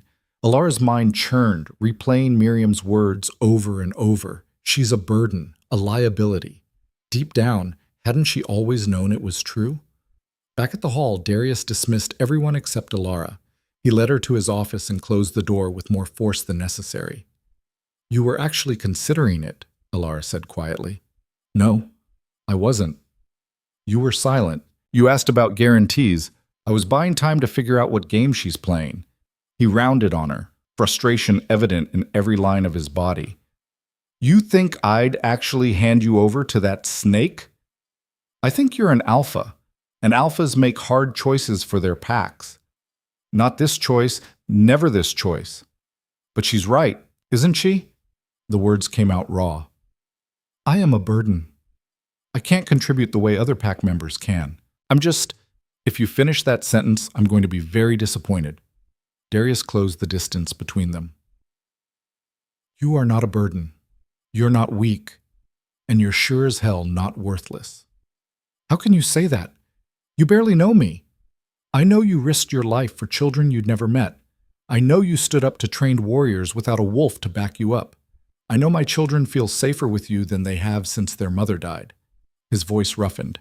That's not weakness, Alara. That's strength in its purest form. Tears burned behind Alara's eyes. She blinked them back furiously. Then what do we do? Because Miriam's not going to let this go. We find out what she's really after. Darius moved to his desk, pulling out a map. Miriam doesn't do anything without multiple angles. If she wanted you just to help Garrick, she would have said so. But she's offering to handle Garrick herself, which means she wants something else. Like what? That's what we need to figure out. He traced a line on the map. Kira, get in here. The door opened immediately. Kira must have been waiting just outside. I need everything you can find on Miriam's recent movements, who she's met with, what alliances she's building, any unusual activity in Crescent territory. Already on it, Kira said. I had scouts moving the moment she showed up. Should have preliminary reports by morning. Good. Darius looked back at Alara. In the meantime, you don't leave pack grounds. You don't go anywhere without an escort, and if you see anyone from Crescent Pack... The window shattered. Glass exploded inward. Darius moved faster than thought, shoving Alara to the ground and covering her with his body. An arrow embedded itself in the wall where she'd been standing, still quivering. Stay down! Darius roared. His wolf surged to the surface, eyes blazing gold, canines extending. Kira was already at the window, scanning the darkness. 3, maybe 4 shooters, moving through the eastern trees. Lock down the hall! Get the children to the safe room, now! Kira vanished. Shouts echoed through the building as the alarm went up. Darius pulled Alara to her feet, keeping himself between her and the broken window. Come on. They ran through corridors that suddenly felt like a maze. Wolves poured from rooms, some in fighting form, others shepherding younglings to safety. What's happening? Someone shouted. We're under attack, came the answer. Darius pulled Alara into a narrow stairwell, then down into what looked like a cellar. Other pack members crowded the space. Women, children, elderly wolves too frail to fight. And in the corner, pressed against the wall with wild eyes, Mira and Torin. Alara broke free from Darius and rushed to them. They threw themselves at her, trembling. It's okay, she murmured, even though it wasn't. You're safe. I've got you. Darius crouched beside them. I need to go coordinate the defense. Vera will stay with you. No. Mira's grip tightened on Alara. Don't leave. I have to, little one, but I promise. An explosion rocked the building. Dust rained from the ceiling. Someone screamed. Darius's expression went cold. Vera, if anyone gets through that door who isn't Pack, you know what to do. Vera's hand went to the blade at her hip. Yes, Alpha. He looked at Alara one last time, something fierce and protective flashing in his eyes. Then he was gone, racing up the stairs into the chaos above. The cellar fell silent except for ragged breathing and the distant sounds of battle. Alara held the children close, her mind racing. This wasn't random. The timing was too perfect, coming right after Miriam's visit. This was a coordinated attack, and they were sitting ducks. "Vera," Alara said quietly, "is there another way out of here?" "Why?" "Because if they know about this safe room, we're trapped." Vera's expression hardened. "There's an old tunnel, leads to the forest about a quarter-mile north, but it hasn't been used in years." Another explosion, closer this time. The door at the top of the stairs shuddered. "Show me," Alara said. "I can't leave my post." "If that door comes down, your post won't matter." Alara met her eyes. "Please." For a heartbeat, Vera hesitated. Then she cursed and moved to the far wall. She pressed a hidden lever and a section of stone swung inward, revealing darkness beyond. "Everyone move," Vera commanded. "Single file, stay quiet. Alara, take point with the children." They filed into the tunnel, 27 souls, Alara counted, all vulnerable, all depending on her. The pendant at her throat grew warm. Alara pushed Mira and Torin ahead of her into the darkness, one hand on each small back. Behind them, Vera brought up the rear with 3 other wolves. The tunnel was narrow, the air stale and close. Water dripped somewhere ahead. Alara's shoulder throbbed where the stitches pulled tight, but she didn't slow. They'd gone maybe 50 yards when they heard it. The door to the cellar finally giving way. Shouts, snarls, the sound of fighting. "Faster!" Vera hissed. They ran. The tunnel seemed endless. Alara's lungs burned. Mira stumbled and she caught her, half carrying the girl now. Torin kept pace, his young face set in grim determination. Finally, blessedly, she saw light ahead. The tunnel exit. They spilled out into snow and moonlight. Alara did a quick head count. 27. Everyone made it. "Now what?" someone asked. Before Vera could answer, shapes materialized from the trees. Wolves. At least a dozen of them, their eyes reflecting gold in the darkness. And at their head, smiling like a blade, stood Lady Miriam. "I had a feeling you'd use the old tunnel," she said pleasantly. "Thank you for making this so easy." Vera shifted immediately, her wolf erupting in a snarl of teeth and fury. But Miriam's wolves were faster, surrounding them in a loose circle. "Don't," Miriam warned. "You're outnumbered, and I really don't want to harm these children." Her eyes found Alara. "All I want is her." "You can't have her," Vera growled. "Can't I?" Miriam's smile widened. "Look around, warrior. You're protecting 24 innocents against trained fighters. How long do you think you can last?" Alara felt Mira shaking against her side. Torin had gone very still, the way prey does when predators circle. She'd saved them once. She wouldn't let them be used as leverage now. Alara stepped forward, pulling away from the children despite their protests. "I'll go with you," she said clearly. "Just let them return to Iron Peak safely." "No!" Mira screamed. "Alara, no!" "Hush, sweetheart. It's okay." "It's not okay," Torin's voice cracked. "Papa said your pack. You can't leave." Miriam laughed. How touching. But the girl's right to surrender, it's the smart choice. She gestured, and 2 of her wolves approached Alara, grabbing her arms roughly. The pendant at Alara's throat flared hot. Pain exploded through her chest. Not the dull ache of injury, but something deeper, more primal. Like something that had been sleeping was suddenly, violently awake. Alara gasped. The world tilted. "What's wrong with her?" one of Miriam's wolves asked. The heat spread from the pendant down her arms, through her core, into her legs. Her vision swam. She tried to breathe and tasted lightning. "I said, what's—" Alara's scream cut him off. It wasn't pain anymore. It was transformation. Light erupted from beneath her skin, golden and terrible. The wolves holding her jerked back with yelps of shock. The pendant burned white hot, the carved wolf glowing as if lit from within. And then a howl tore from Alara's throat, but it wasn't her voice. It was wild, ancient, powerful beyond measure. Bones cracked and reformed, muscle and sinew rearranged themselves. Fur the color of moonlight rippled across skin that had never known such change. Through the agony and wonder, Alara felt it. Her wolf. Not absent, not broken, just waiting for the moment she was strong enough to survive its awakening. The shift completed in seconds that felt like hours. When it was done, Alara stood on 4 legs for the first time in her life. Her new form larger than any wolf present, larger even than Darius's war form. and her eyes, reflected in the snow, burned pure silver. Miriam stared, her expression shifting from shock to something that looked almost like fear. "That's impossible. You were tested. You were wolfless," Alara snarled, and the sound made every wolf in the clearing flinch. She didn't understand what was happening, didn't know what this meant. All she knew was that no one was taking her from this place. No one was threatening these children. Not tonight, not ever. She lunged. The world had changed. Everything was sharper now. Scents layered in complexity Alara had never imagined. Sounds reaching her ears from impossible distances. Colors bleeding into spectrums she'd never seen. The snow beneath her paws wasn't just cold. She could taste the minerals in it, smell the pine sap, and old blood and fear sweat from the wolves surrounding her. But most overwhelming was the fury. It burned through her veins like wildfire, ancient and absolute, demanding action, demanding protection for what was hers.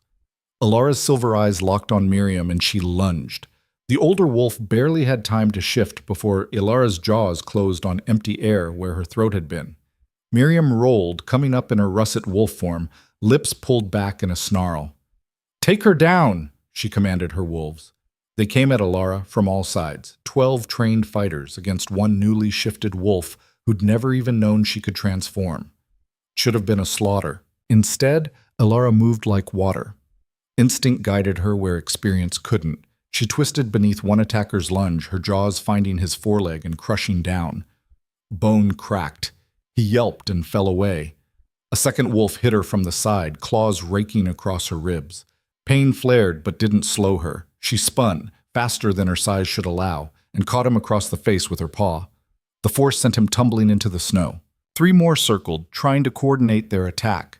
Alara didn't give them the chance. She charged the center wolf, feinting left at the last second. When he committed to the dodge, she pivoted and slammed into him with her full weight. He went down hard. She was on him in an instant, teeth at his throat.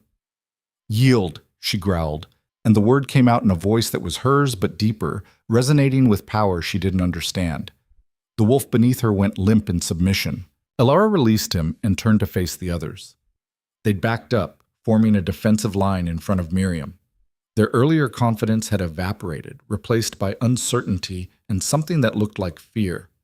Behind Alara, she heard Mira's voice, high and awed. "She's beautiful." "She's huge," Torin breathed. "Bigger than Papa." Vera had shifted too, putting herself between the children and Miriam's wolves. But she wasn't watching the enemy. She was staring at Alara with an expression caught between shock and something that might have been hope. Miriam shifted back to human form, her face pale in the moonlight. "This changes nothing. You're still coming with me," Alara growled, the sound rumbling from deep in her chest. She took a step forward and Miriam's wolves flinched back. "You want her?" Vera's voice cut through the tension. She'd shifted back as well, standing naked in the snow with blood on her hands and fire in her eyes. "You'll have to go through all of us. And now? We have a silver wolf." "A what?" one of Miriam's wolves whispered. "Don't be ridiculous," Miriam snapped. "Silver wolves are legends, myths." "Then explain what you're looking at," Vera shot back.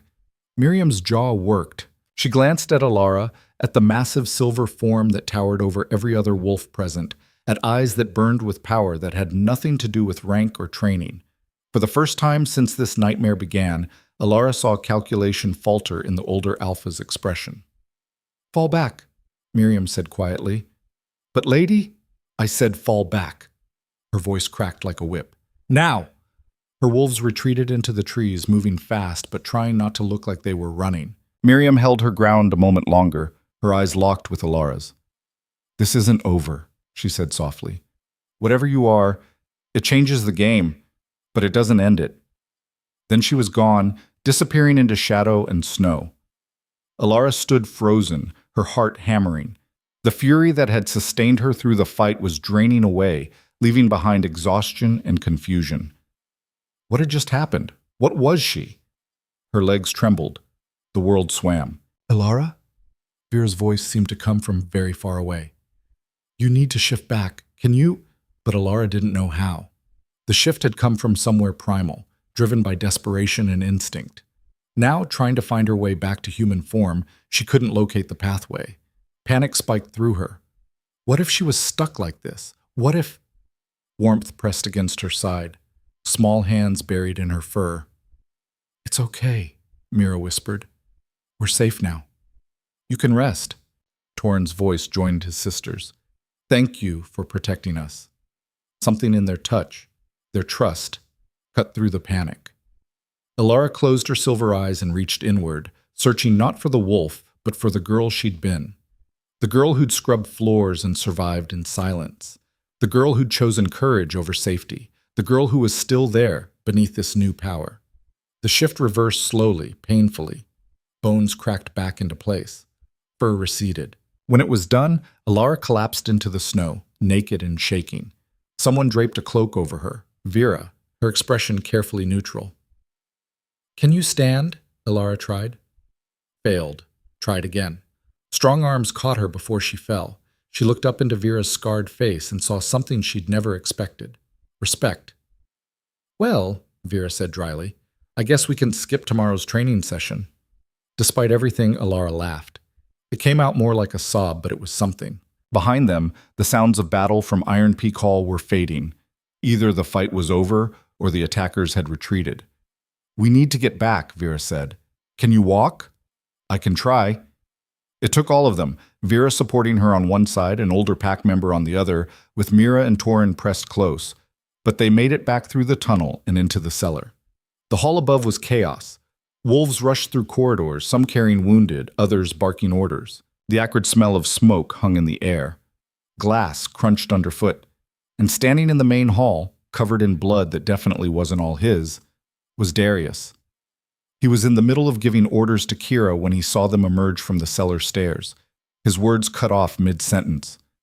Mira, Torin, his voice was rough. You're safe. Papa! They ran to him and he dropped to his knees, gathering them close despite the blood. We're okay. Alara saved us. She turned into a wolf and she was so big and silver and... What? Every wolf in the hall turned to stare. Darius's eyes found Alara over his children's heads. She stood there wrapped in Vera's cloak, pale and shaking, with Vera supporting most of her weight. Is it true? He asked quietly. Vera answered when Alara couldn't find her voice. I saw it myself, Alpha. Full shift, silver fur, silver eyes, larger than any wolf I've ever seen, including you. The hall erupted in whispers. Silver wolves. But that's impossible. The old stories. Enough. Darius's command silenced them instantly. He stood, still holding his children, his eyes never leaving Alara. Everyone out, now. Kira, post guards on every entrance. No one in or out without my express permission. The hall cleared in seconds, leaving only Darius, Kira, Vera, and the children. And Alara, who felt like she might collapse at any moment. Darius approached slowly, as if she were a spooked animal. Are you hurt? I don't know. Everything hurt, but she couldn't tell what was injury and what was aftermath of the shift. Miriam was waiting. Outside the tunnel, she wanted... I know what she wanted. His jaw tightened. Kira, take Mira and Torin to their rooms. Post guards. They don't leave your sight. Papa, no, Mira protested. We want to stay with Alara. Not tonight, little one. But, Mira, there was steel in his voice now. Please. Mira's eyes filled with tears, but she nodded. Kira gently herded both children toward the family wing, though they kept looking back at Alara. When they were gone, Darius turned to Vera. You're dismissed. Alpha, she needs medical attention. Then send Marin, but I need to speak with Alara alone. Vera hesitated, then nodded and left. Silence fell over the hall. Alara pulled the cloak tighter, suddenly very aware that she was naked beneath it, that Darius's eyes were searching her face with an intensity that made her skin prickle. Tell me everything, he said quietly. Start from the moment you left the cellar. So she did. The tunnel, Miriam's ambush, the impossible choice. And then, the pendant got hot, she said, touching the carved wolf that still hung at her throat. It was cool now, innocent looking. And then there was pain and light, and something inside me that had been sleeping just woke up. You shifted. I didn't even know I could. 3 years of trying, of being tested and examined and told I was broken. Her voice cracked. And it was there all along. Darius was quiet for a long moment. Do you know what a silver wolf is? Vera mentioned it, and Miriam seemed afraid. She should be. He moved to one of the undamaged benches and sat, gesturing for her to join him. Silver wolves are old legends, ancient bloodlines that supposedly died out centuries ago. They were said to be larger, faster, and more powerful than any normal wolf, and they had abilities that went beyond physical strength. What kind of abilities? The stories vary. Some say they could heal injuries that should have been fatal. Others claim they could sense intent, read truth from lies. A few even suggest they could influence other wolves, command them. He paused. But the one thing all the stories agree on is that silver wolves chose their own time to emerge. They couldn't be forced, couldn't be rushed. They appeared when they were needed most. Alara stared at him. That's insane. I can't be some legendary... Can you explain what happened tonight any other way? She couldn't. She'd tried, standing in the snow with Miriam's wolves backing away in fear. Tried to find some rational explanation for fur that gleamed like moonlight, for eyes that burned silver, for strength that let her fight trained warriors and win. There was no rational explanation. The pendant, she said suddenly. My mother gave it to me. She said I was stronger than I knew. What if she knew? Darius looked at the carved wolf with new interest. May I? Alara lifted the leather cord over her head and handed it to him. He examined it carefully, running his thumb over the worn surface. There's something here, he murmured. Old magic. Very old. I can feel it, but I can't read it. Magic isn't real. His smile was wry. You just shifted into a silver wolf. I think we're past debating what's real. Fair point. The door opened and Marin bustled in, medical bag in hand. She took one look at Alara and tisked. Sitting in a drafty hall, barely dressed, covered in fresh injuries. Wonderful. Come on, girl. Let's get you somewhere warm before you catch your death. Darius stood. Use my chambers. They're secure and private. Marin's eyebrows rose, but she didn't comment. As you say, Alpha. Darius led them through the halls to his private quarters, a suite of rooms that somehow managed to be both Spartan and comfortable. Marin immediately set about examining Alara, clicking her tongue at each new bruise and scrape. The stitches in your shoulder held, thank the moon. But you've got fresh lacerations here, here, and here. She applied stinging antiseptic without mercy. You're going to be a mass of bruises by morning. Worth it, Alara managed. Marin's smile was brief but genuine.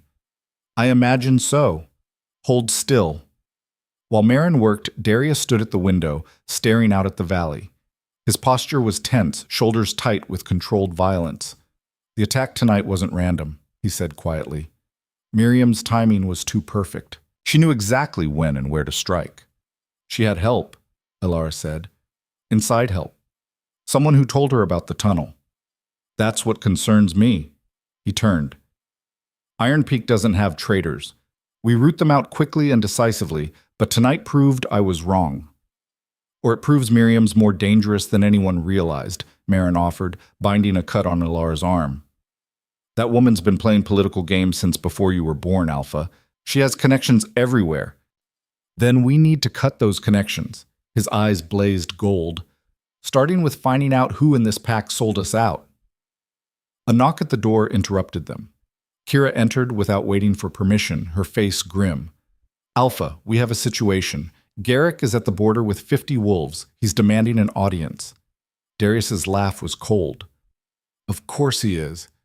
Miriam's attack failed, so he's trying a more direct approach. He looked at Alara. He wants you, and he wants to do it publicly, so he can claim he's upholding pack law. Let him claim whatever he wants, Kira said. We're not handing her over. No, we're not. Darius's tone was absolute, but we do need to address this. If I refuse to meet with him, it gives him ammunition to take to the council. And if you do meet with him, then I make it very clear in front of witnesses exactly what happened and what he allowed to happen. He looked at Alara. Which means you need to be there. Fear spiked through her chest. Darius, I know, but we can't hide from this. Garrick is betting that you're too afraid to face him, that I'll negotiate behind closed doors to avoid confrontation. His smile was sharp. So we're going to do the opposite. We're going to meet him in the open with both packs as witnesses, and we're going to tell the truth. The truth about what? Everything.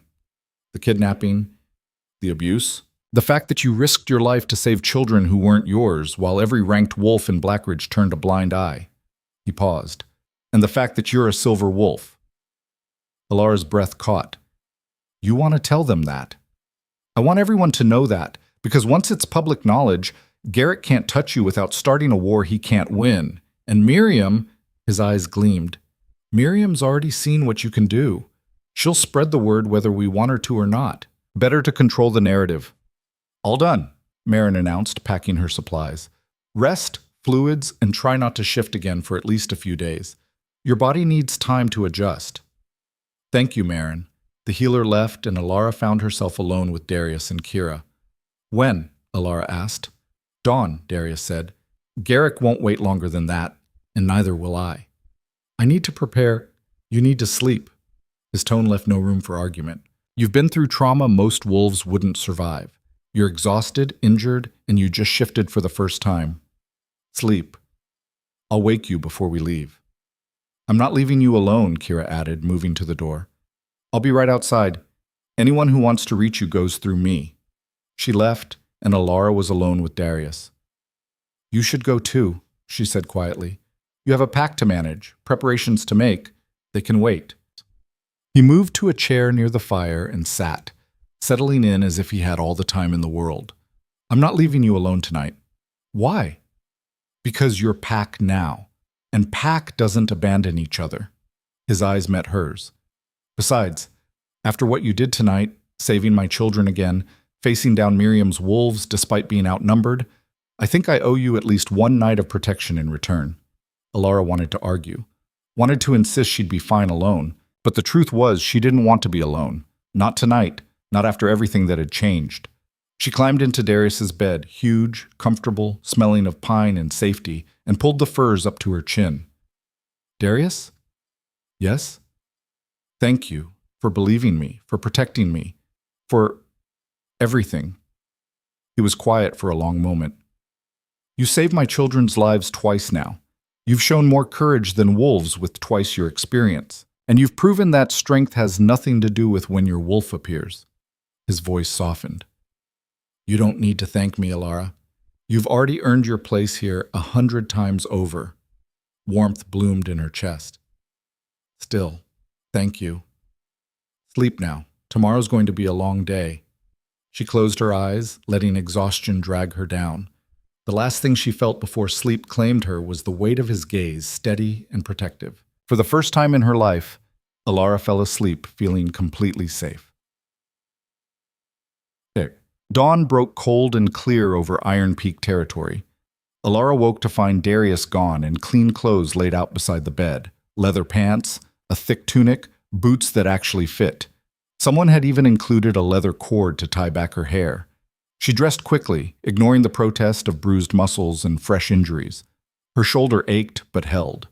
Everything else was manageable. The pendant lay on the bedside table, glinting in the morning light. Alara picked it up, studying the carved wolf with new eyes. Had her mother known what she was? Had she hidden Alara's true nature somehow, waiting for the right moment? Or had the wolf been there all along, just waiting for Alara to be strong enough or desperate enough to reach for it? She'd probably never know. But somehow, that was okay. She slipped the pendant over her head and left the room. The hall was already buzzing with activity. Wolves moved with purpose, checking weapons, adjusting armor. The mood was tense but controlled. Warriors preparing for battle. Vera found her immediately. Eat, she commanded, shoving a plate into Alara's hands. You're going to need your strength. Alara managed a few bites of bread and meat before her stomach rebelled. Nerves were catching up to her. Where's Darius? War room with the council. He'll be out soon. Vera studied her critically. You look like hell. I feel like hell. Good. Use it. Garrick's going to try to make you look weak. Let him see the injuries he caused. Let everyone see what you survived. Alara blinked. That's actually good advice. I'm not just a pretty face. Vera's smile was sharp. Now come on, the Alpha wants you on the platform when Garrick arrives. She led Alara outside where a raised wooden platform had been erected in the main square. Darius stood at the center, flanked by Kira and two other wolves Alara recognized as senior council members. He turned when he heard them approach, his eyes sweeping over her in quick assessment. Whatever he saw must have satisfied him because he nodded. Good. Stand beside me. Darius, I don't know if... Trust me, he said quietly. Just stand there and tell the truth when I ask you to. That's all you need to do. Alara climbed the platform on shaking legs. From this height, she could see over the walls to the meadow beyond, where two groups of wolves waited. Iron Peak to the north, at least 60 wolves in fighting formation, silent and disciplined. Black Ridge to the south, 50 wolves in looser formation, talking among themselves. And at their head, mounted on a huge black horse, sat Alpha Garrick. He looked exactly as Alara remembered, imposing, severe, radiating authority. Soren sat beside him, his expression smug. Here we go, Kira murmured. Darius raised his hand. The gates opened. Both packs filed into the square, maintaining careful distance from each other. Garrick dismounted with practiced ease and strode forward, every inch the powerful Alpha. Darius Thorn, he called out, his voice carrying across the square. I come in peace, under flag of parley, to resolve a matter of pack law and territorial sovereignty. Speak then, Garrick. You have my attention.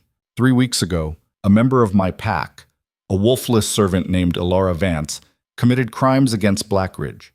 She assaulted 3 ranked wolves, stole property, and fled pack justice. Garrick's eyes found Alara on the platform. I have since learned she sought refuge here, likely feeding you lies about her actions.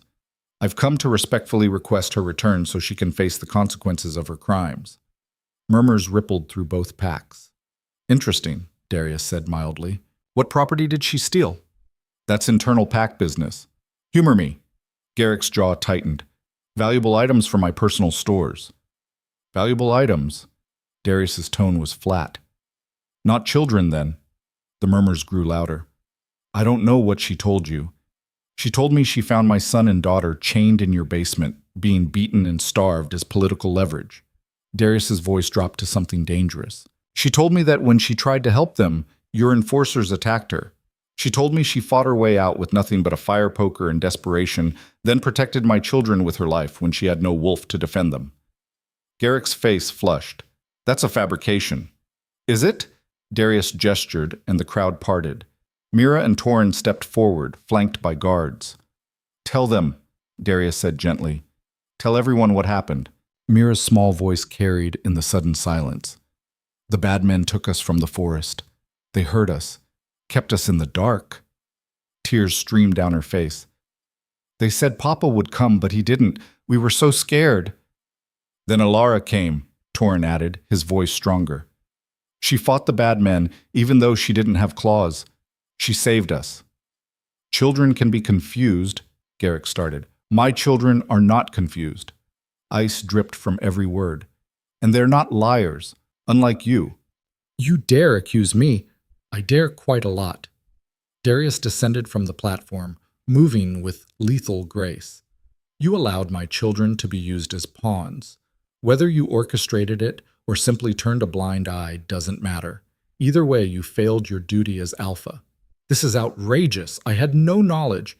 Then explain how they ended up in your territory, in your hall, in a locked room that only ranked wolves could access. Garrick opened his mouth, closed it. His gaze darted to Soren, who'd gone pale. The council will hear of this, Garrick finally said. Your accusations are baseless. Are they? Darius smiled coldly. By all means, let's bring this before the council.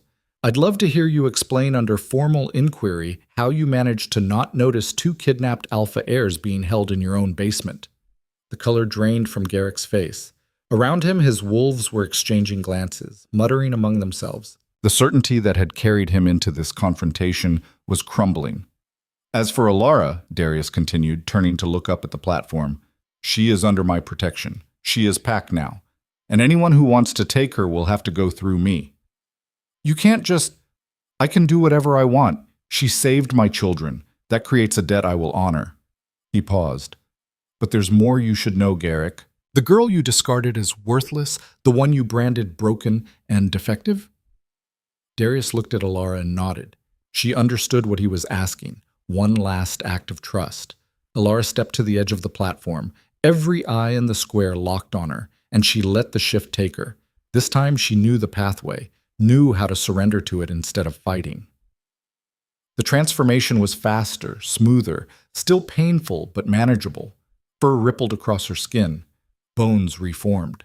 Power sang through newly rearranged muscles. When she raised her head and opened her eyes, silver light blazed across the square. Gasps echoed from both packs.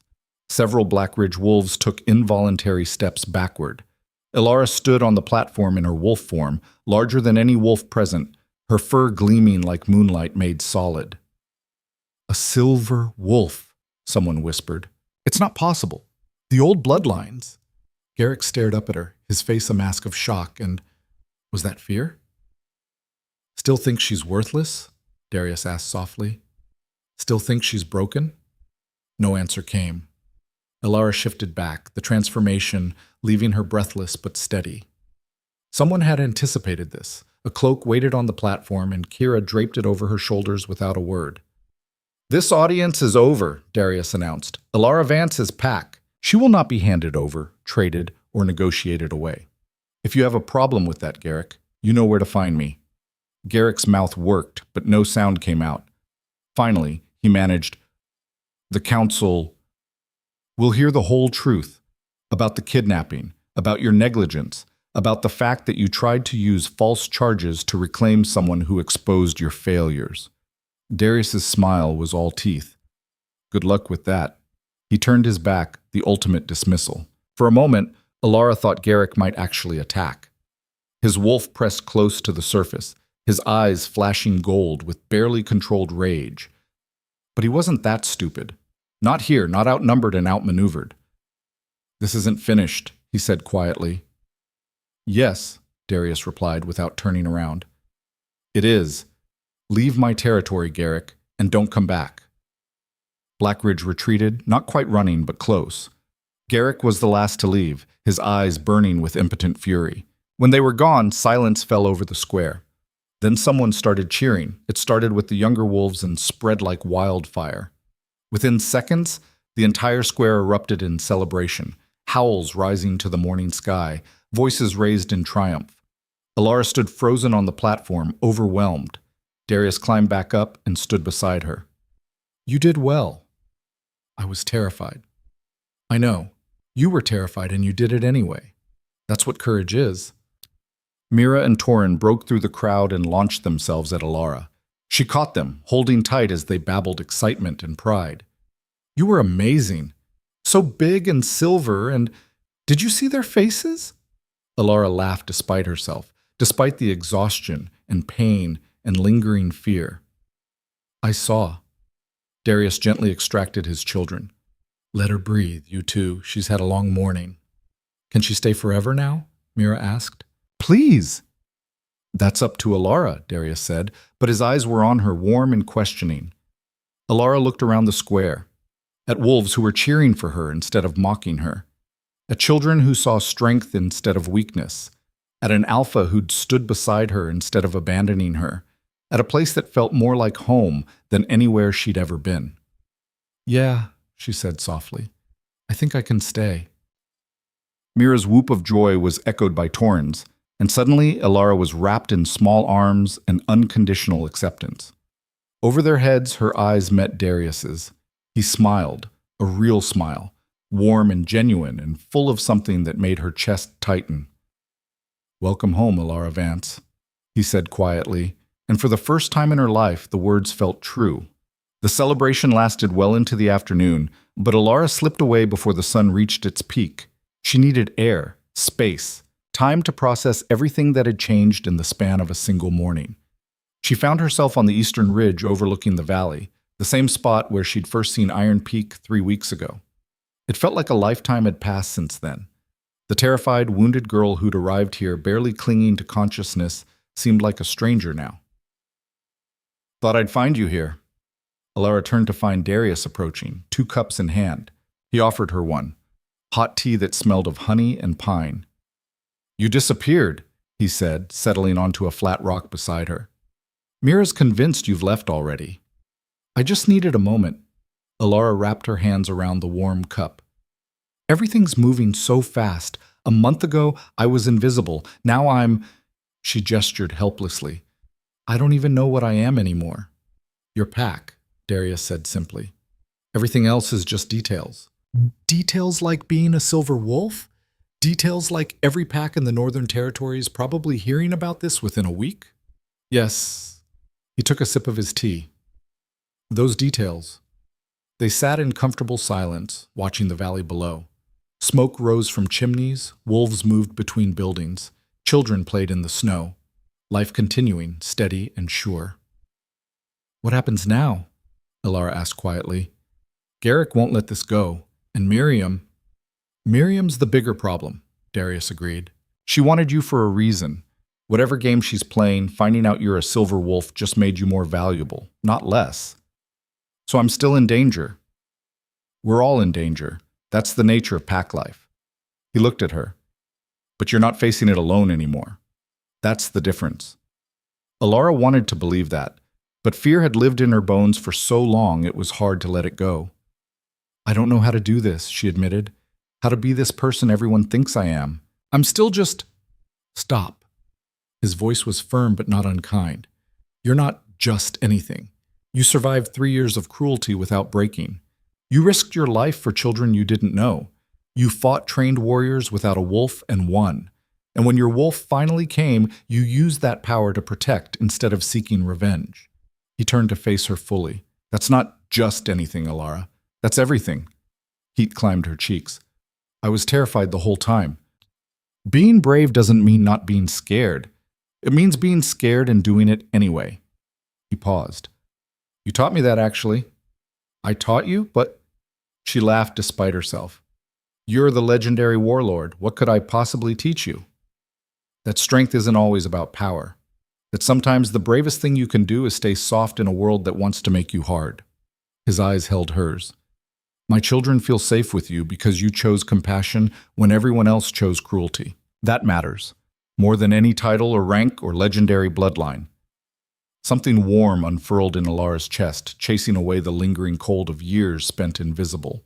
Before she could respond, a howl echoed from the valley below. Not distress. A summons. Darius was on his feet instantly. "Council's calling. Something's happened." They ran. By the time they reached the Great Hall, the council was already assembled. Kira stood at the center, her expression grim. "Report," Darius commanded. "Message from the Northern Council," Kira said, holding up a sealed letter. "They're convening an emergency session 3 days from now at Frost Peak." "About?"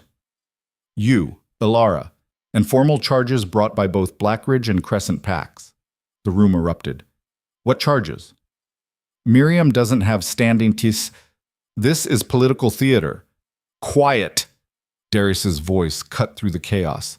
He took the letter from Kira and broke the seal, scanning the contents quickly. His expression darkened with each line.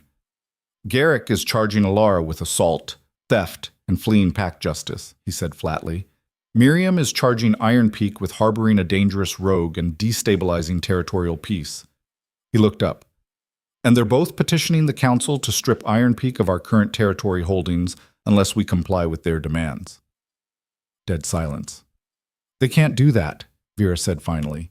"Iron Peak has held this territory for generations. They can if they convince enough other alphas that we're a threat to pack order."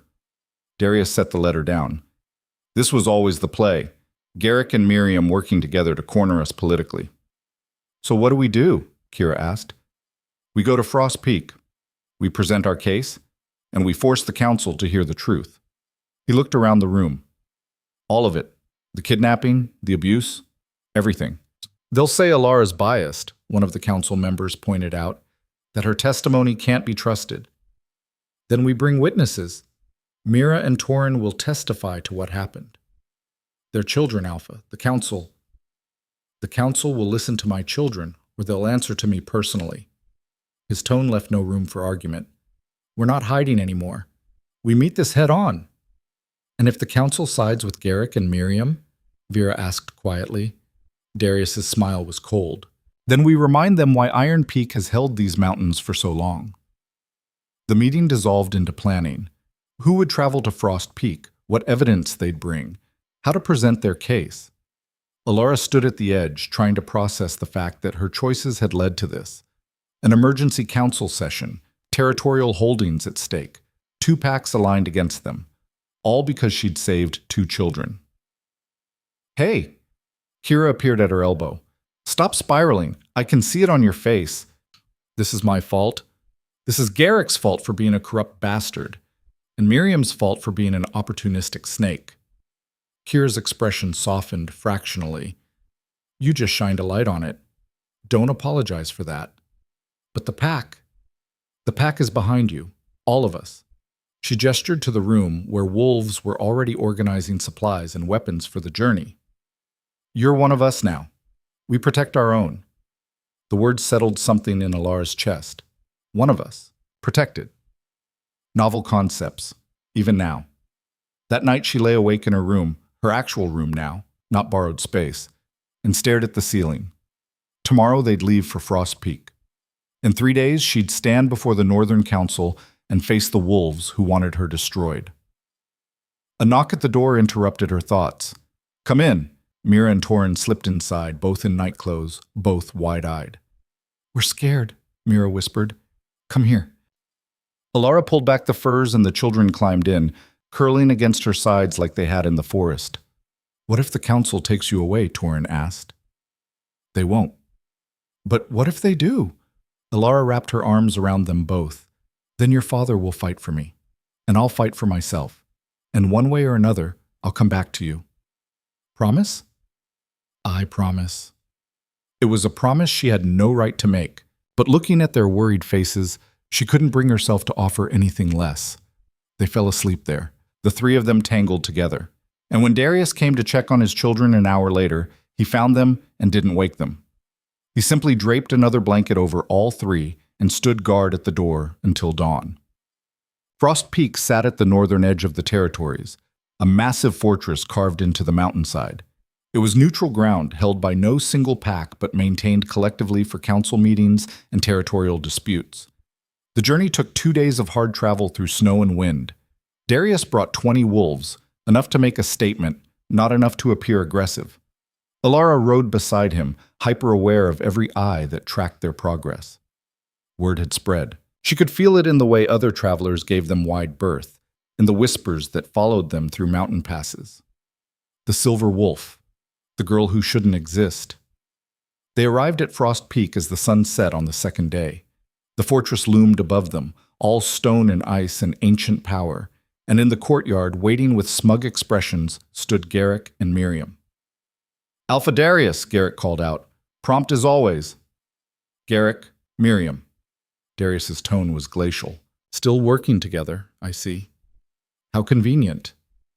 We simply share concerns about pack stability, Miriam said smoothly. Nothing personal. Of course not. Darius dismounted, helping Mira and Torin down. His eyes never left the other alphas. Shall we get this theater over with? The council chamber was a circular room with a raised dais at the center. 7 stone chairs sat empty, waiting for the alphas who would serve as judges. Slowly, they filed in. Alpha Brennan of Stormcrest, Alpha Karina of Riverbend, Alpha Thane of Blackwood. 3 others Alara didn't recognize, all powerful, all weighing her with calculating eyes. And at the head of the circle, in the largest chair, sat High Alpha Selene, ancient, scarred, with eyes that had seen centuries of pack politics. We are convened, Selene's voice rang out. Alpha Garrick of Blackridge, you have brought charges. State them. Garrick stood, every inch the righteous leader. High Alpha, I charge the wolf called Alara Vance with assault on ranked pack members, theft of valuable property, and fleeing justice. I further charge Alpha Darius of Iron Peak with harboring a criminal and undermining pack law. Alpha Miriam, you also bring charges? Miriam rose gracefully. I charge Alpha Darius with destabilizing territorial peace by protecting a dangerous rogue. The girl has demonstrated violent tendencies and poses a threat to pack order. Alpha Darius, how do you answer? Darius stood, his presence filling the chamber. I answer that both alphas are lying to protect their own interests, and I have evidence to prove it. Murmurs rippled through the assembled wolves. This is outrageous, Garrick started. Silence. Celine's single word cut through the noise like a blade. Alpha Darius, present your evidence. Gladly. Darius gestured and Mira stepped forward, small but brave. My daughter will testify to what actually happened. Over the next hour, the truth spilled out. Mira's testimony, clear and unflinching. Torn's support, his young voice strong. The kidnapping, the abuse, the fact that Alara had been their only hope. Garrick tried to interrupt. Miriam tried to discredit them, but Selene allowed them to speak uninterrupted, her ancient eyes missing nothing. When the children finished, Darius called Vera forward. She described finding Alara and the children, the state they were in, the fresh injuries. Then he called 3 neutral witnesses, travelers who'd been near Blackridge territory and heard rumors of kidnapped Alpha heirs. The evidence mounted, piece by damning piece. This proves nothing, Garrick insisted. The girl could have orchestrated the whole thing. The girl was wolfless, Darius cut in, or so you claimed. How exactly would a wolfless servant orchestrate the kidnapping of 2 Alpha heirs? She's not wolfless anymore, though, is she? Miriam's smile was sharp, which raises questions about what else she's been hiding. What are you implying? I'm implying that a girl who can hide a silver wolf bloodline can hide many things. Miriam turned to the council. We don't know what she is, what she's capable of. That makes her dangerous. Or it makes her powerful, Darius countered, which isn't the same thing. Enough. Selene raised her hand. I would hear from the girl herself. Alara Vance, stand and speak. Alara's heart hammered. Every eye in the chamber locked on her. She stood. You claim you saved these children out of compassion, Selene said, but you assaulted ranked wolves to do it. You fled your pack. You caused significant political tension. Her eyes bored into Alara. Was it worth it? The question hung in the air. Alara thought about the terror in Mira's eyes that night, Torin's sobs, the bruises on their small bodies. Yes, she said clearly, it was worth it. Even knowing the consequences? Especially knowing the consequences. Alara's voice grew stronger. Those children were being tortured. They were scared and hurt, and no one was helping them. I couldn't... Her throat tightened. I couldn't walk away. Not when I was the only one who saw them as worth saving. Worth saving, Selene repeated. And you believe yourself qualified to make that judgment? I believe anyone with a conscience is qualified to make that judgment. Gasps echoed through the chamber. You didn't challenge the High Alpha, not directly, but Selene's lips curved slightly. Bold words from one so young. I'm not that young. I'm just not used to being allowed to speak. Alara met the ancient wolf's gaze. For 3 years I was invisible, worthless, a mistake to be hidden away. And in that time I learned exactly what happens when power goes unchallenged. And what happens? The vulnerable suffer, the weak are crushed, and everyone pretends not to see it because seeing it means having to do something. She gestured to Garrick. He let children be tortured in his territory because acknowledging it would have been inconvenient. He branded me a criminal for saving them because the alternative was admitting his own failure. Garrick's face flushed red. This is true, Alara continued, her voice cutting through his protest. Every word of it is true, and you know it. Everyone here knows it. The question is whether you'll do something about it or continue to pretend you don't see. Silence fell over the chamber, thick and heavy. Selene studied Alara for a long moment. You have a silver wolf. It wasn't a question, but Alara answered anyway. Yes. Show us. High Alpha, Miriam started. I would see this legendary bloodline with my own eyes. Selene's tone left no room for argument. Show us, child. Alara looked at Darius. He nodded. She closed her eyes and reached for the wolf that had been sleeping her entire life. It rose to meet her eagerly, no longer a stranger, but a part of herself she was still learning to know. The shift took her in seconds. When she opened her eyes, silver and blazing, the entire council stood. She was larger than any wolf present, her fur gleaming like captured moonlight. Power radiated from her in waves that made the air itself seem to shimmer. For a long moment, no one spoke. Then Celine laughed, a sound like rocks tumbling down a mountain. Well, that changes things. Alara shifted back, accepting the cloak someone offered without looking to see who. Silver wolves are legend, Celine continued, yet here one stands before us. The old bloodlines, awakened. She looked around the chamber. Do any of you still believe this girl is ordinary? Still believe she should be returned to Black Ridge? Silence.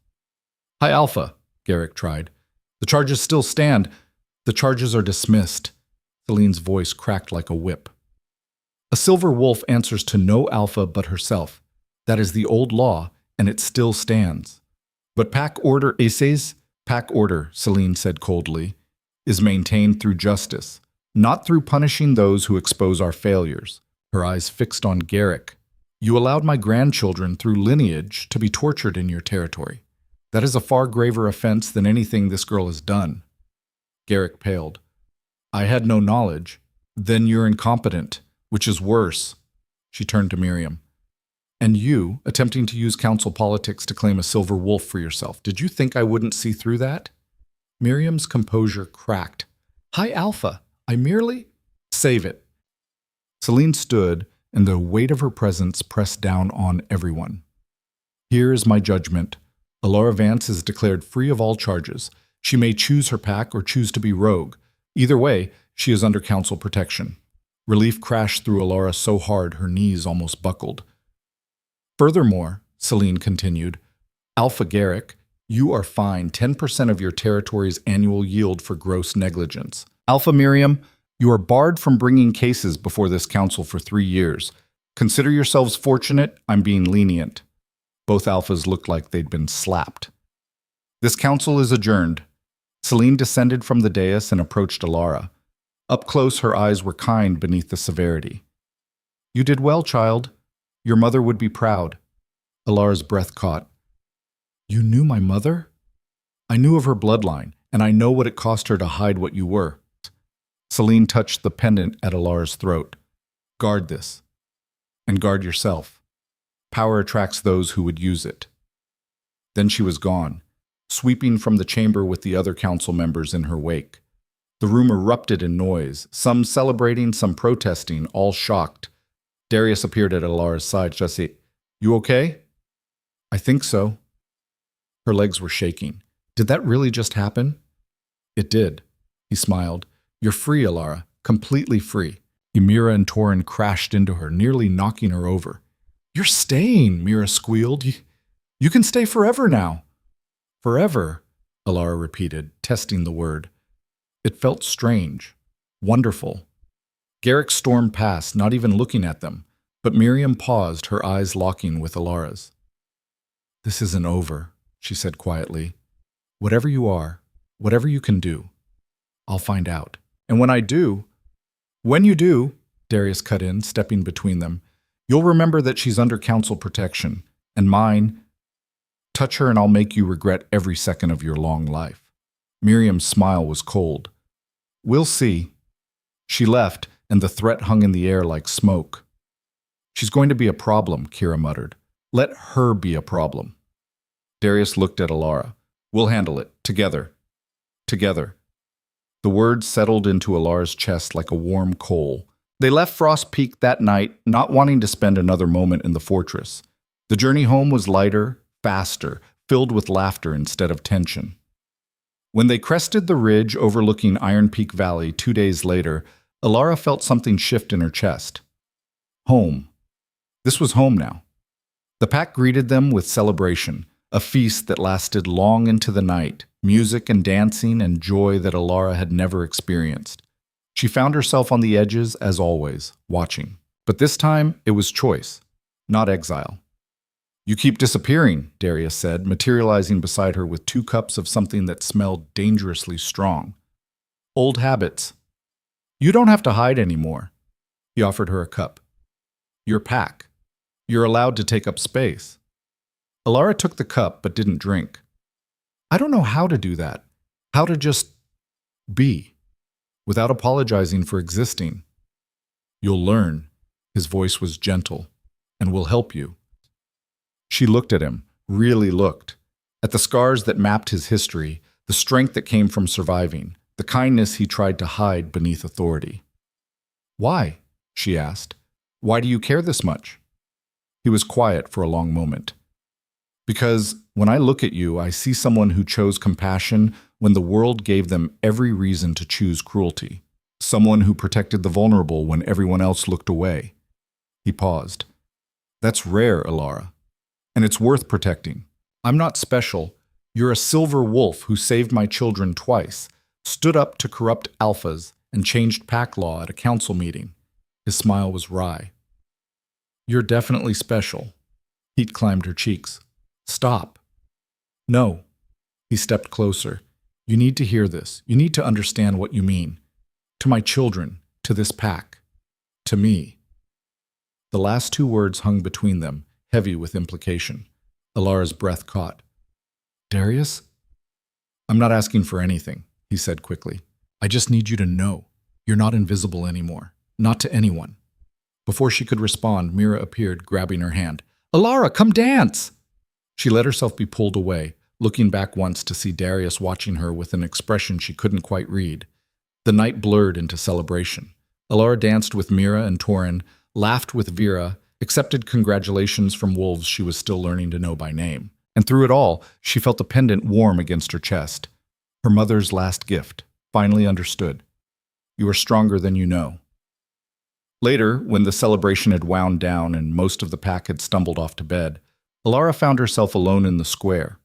The moon was full overhead, painting everything silver. She tilted her face up to it and felt something warm unfurl in her chest. Peace. Belonging. Home. Couldn't sleep? She turned to find Darius approaching, two thick furs draped over his arm. "Too much in my head," she admitted. "I know the feeling." He offered her a fur, and they sat together on the steps of the hall, wrapped against the cold. "What happens now?" Alara asked. "The council cleared me, but Miriam's still out there. Garrick, too. They're not going to just let this go." "Probably not." Darius stared up at the moon. "But they'll be more careful now. And so will we." "We? Your pack, Alara. My pack. That means we face threats together." He glanced at her. "Unless you'd rather go somewhere else? Celine said you could choose to be rogue." "No." The answer came without hesitation. "I want to stay here with—" She gestured helplessly. "With all of this." "Good." His smile was soft. "Because I don't think Mira and Torin would ever forgive me if I let you leave." They sat in comfortable silence, watching the stars. After a while, Alara felt her eyes growing heavy, her head tipping toward Darius's shoulder. "Tired?" he murmured. "Exhausted." But she didn't move. Didn't want to. "Sleep then. I'll keep watch." And she did. There on the steps with the Alpha of Iron Peak standing guard, wrapped in furs and safety and belonging. When she woke just before dawn, still on the steps, but now covered in an extra layer of furs, Darius was gone. But standing in the square, watching the sunrise with her tail wagging, was her wolf. Alara blinked. She was still human, still sitting on the steps, but her wolf, silver and magnificent, stood separate from her, solid as flesh. As she watched, the wolf turned and met her eyes. Then it threw back its head and howled, a sound of pure joy that echoed across the valley. One by one, the pack answered, wolves stepping out of buildings, adding their voices to the song, welcoming her, claiming her, making her theirs. And as the sun crested the mountains, painting everything gold, Alara's wolf dissolved back into light and warmth and settled into her chest where it belonged. For the first time in her life, Alara Vance was whole. For the first time in her life, she was seen. And for the first time in her life, standing in a valley surrounded by wolves who called her pack, with children who called her family, and an alpha who looked at her like she hung the moon, Alara understood what it meant to be home. She rose from the steps and walked into the hall as the pack gathered for breakfast. Mira spotted her immediately and waved her over. Torin saved her a seat. Vera nodded approval. Darius caught her eye from across the room and smiled. And Alara smiled back, no longer invisible, no longer broken, just herself. Silver Wolf, pack member, survivor, free. The story of the girl without a wolf had ended. The legend of the silver wolf was just beginning.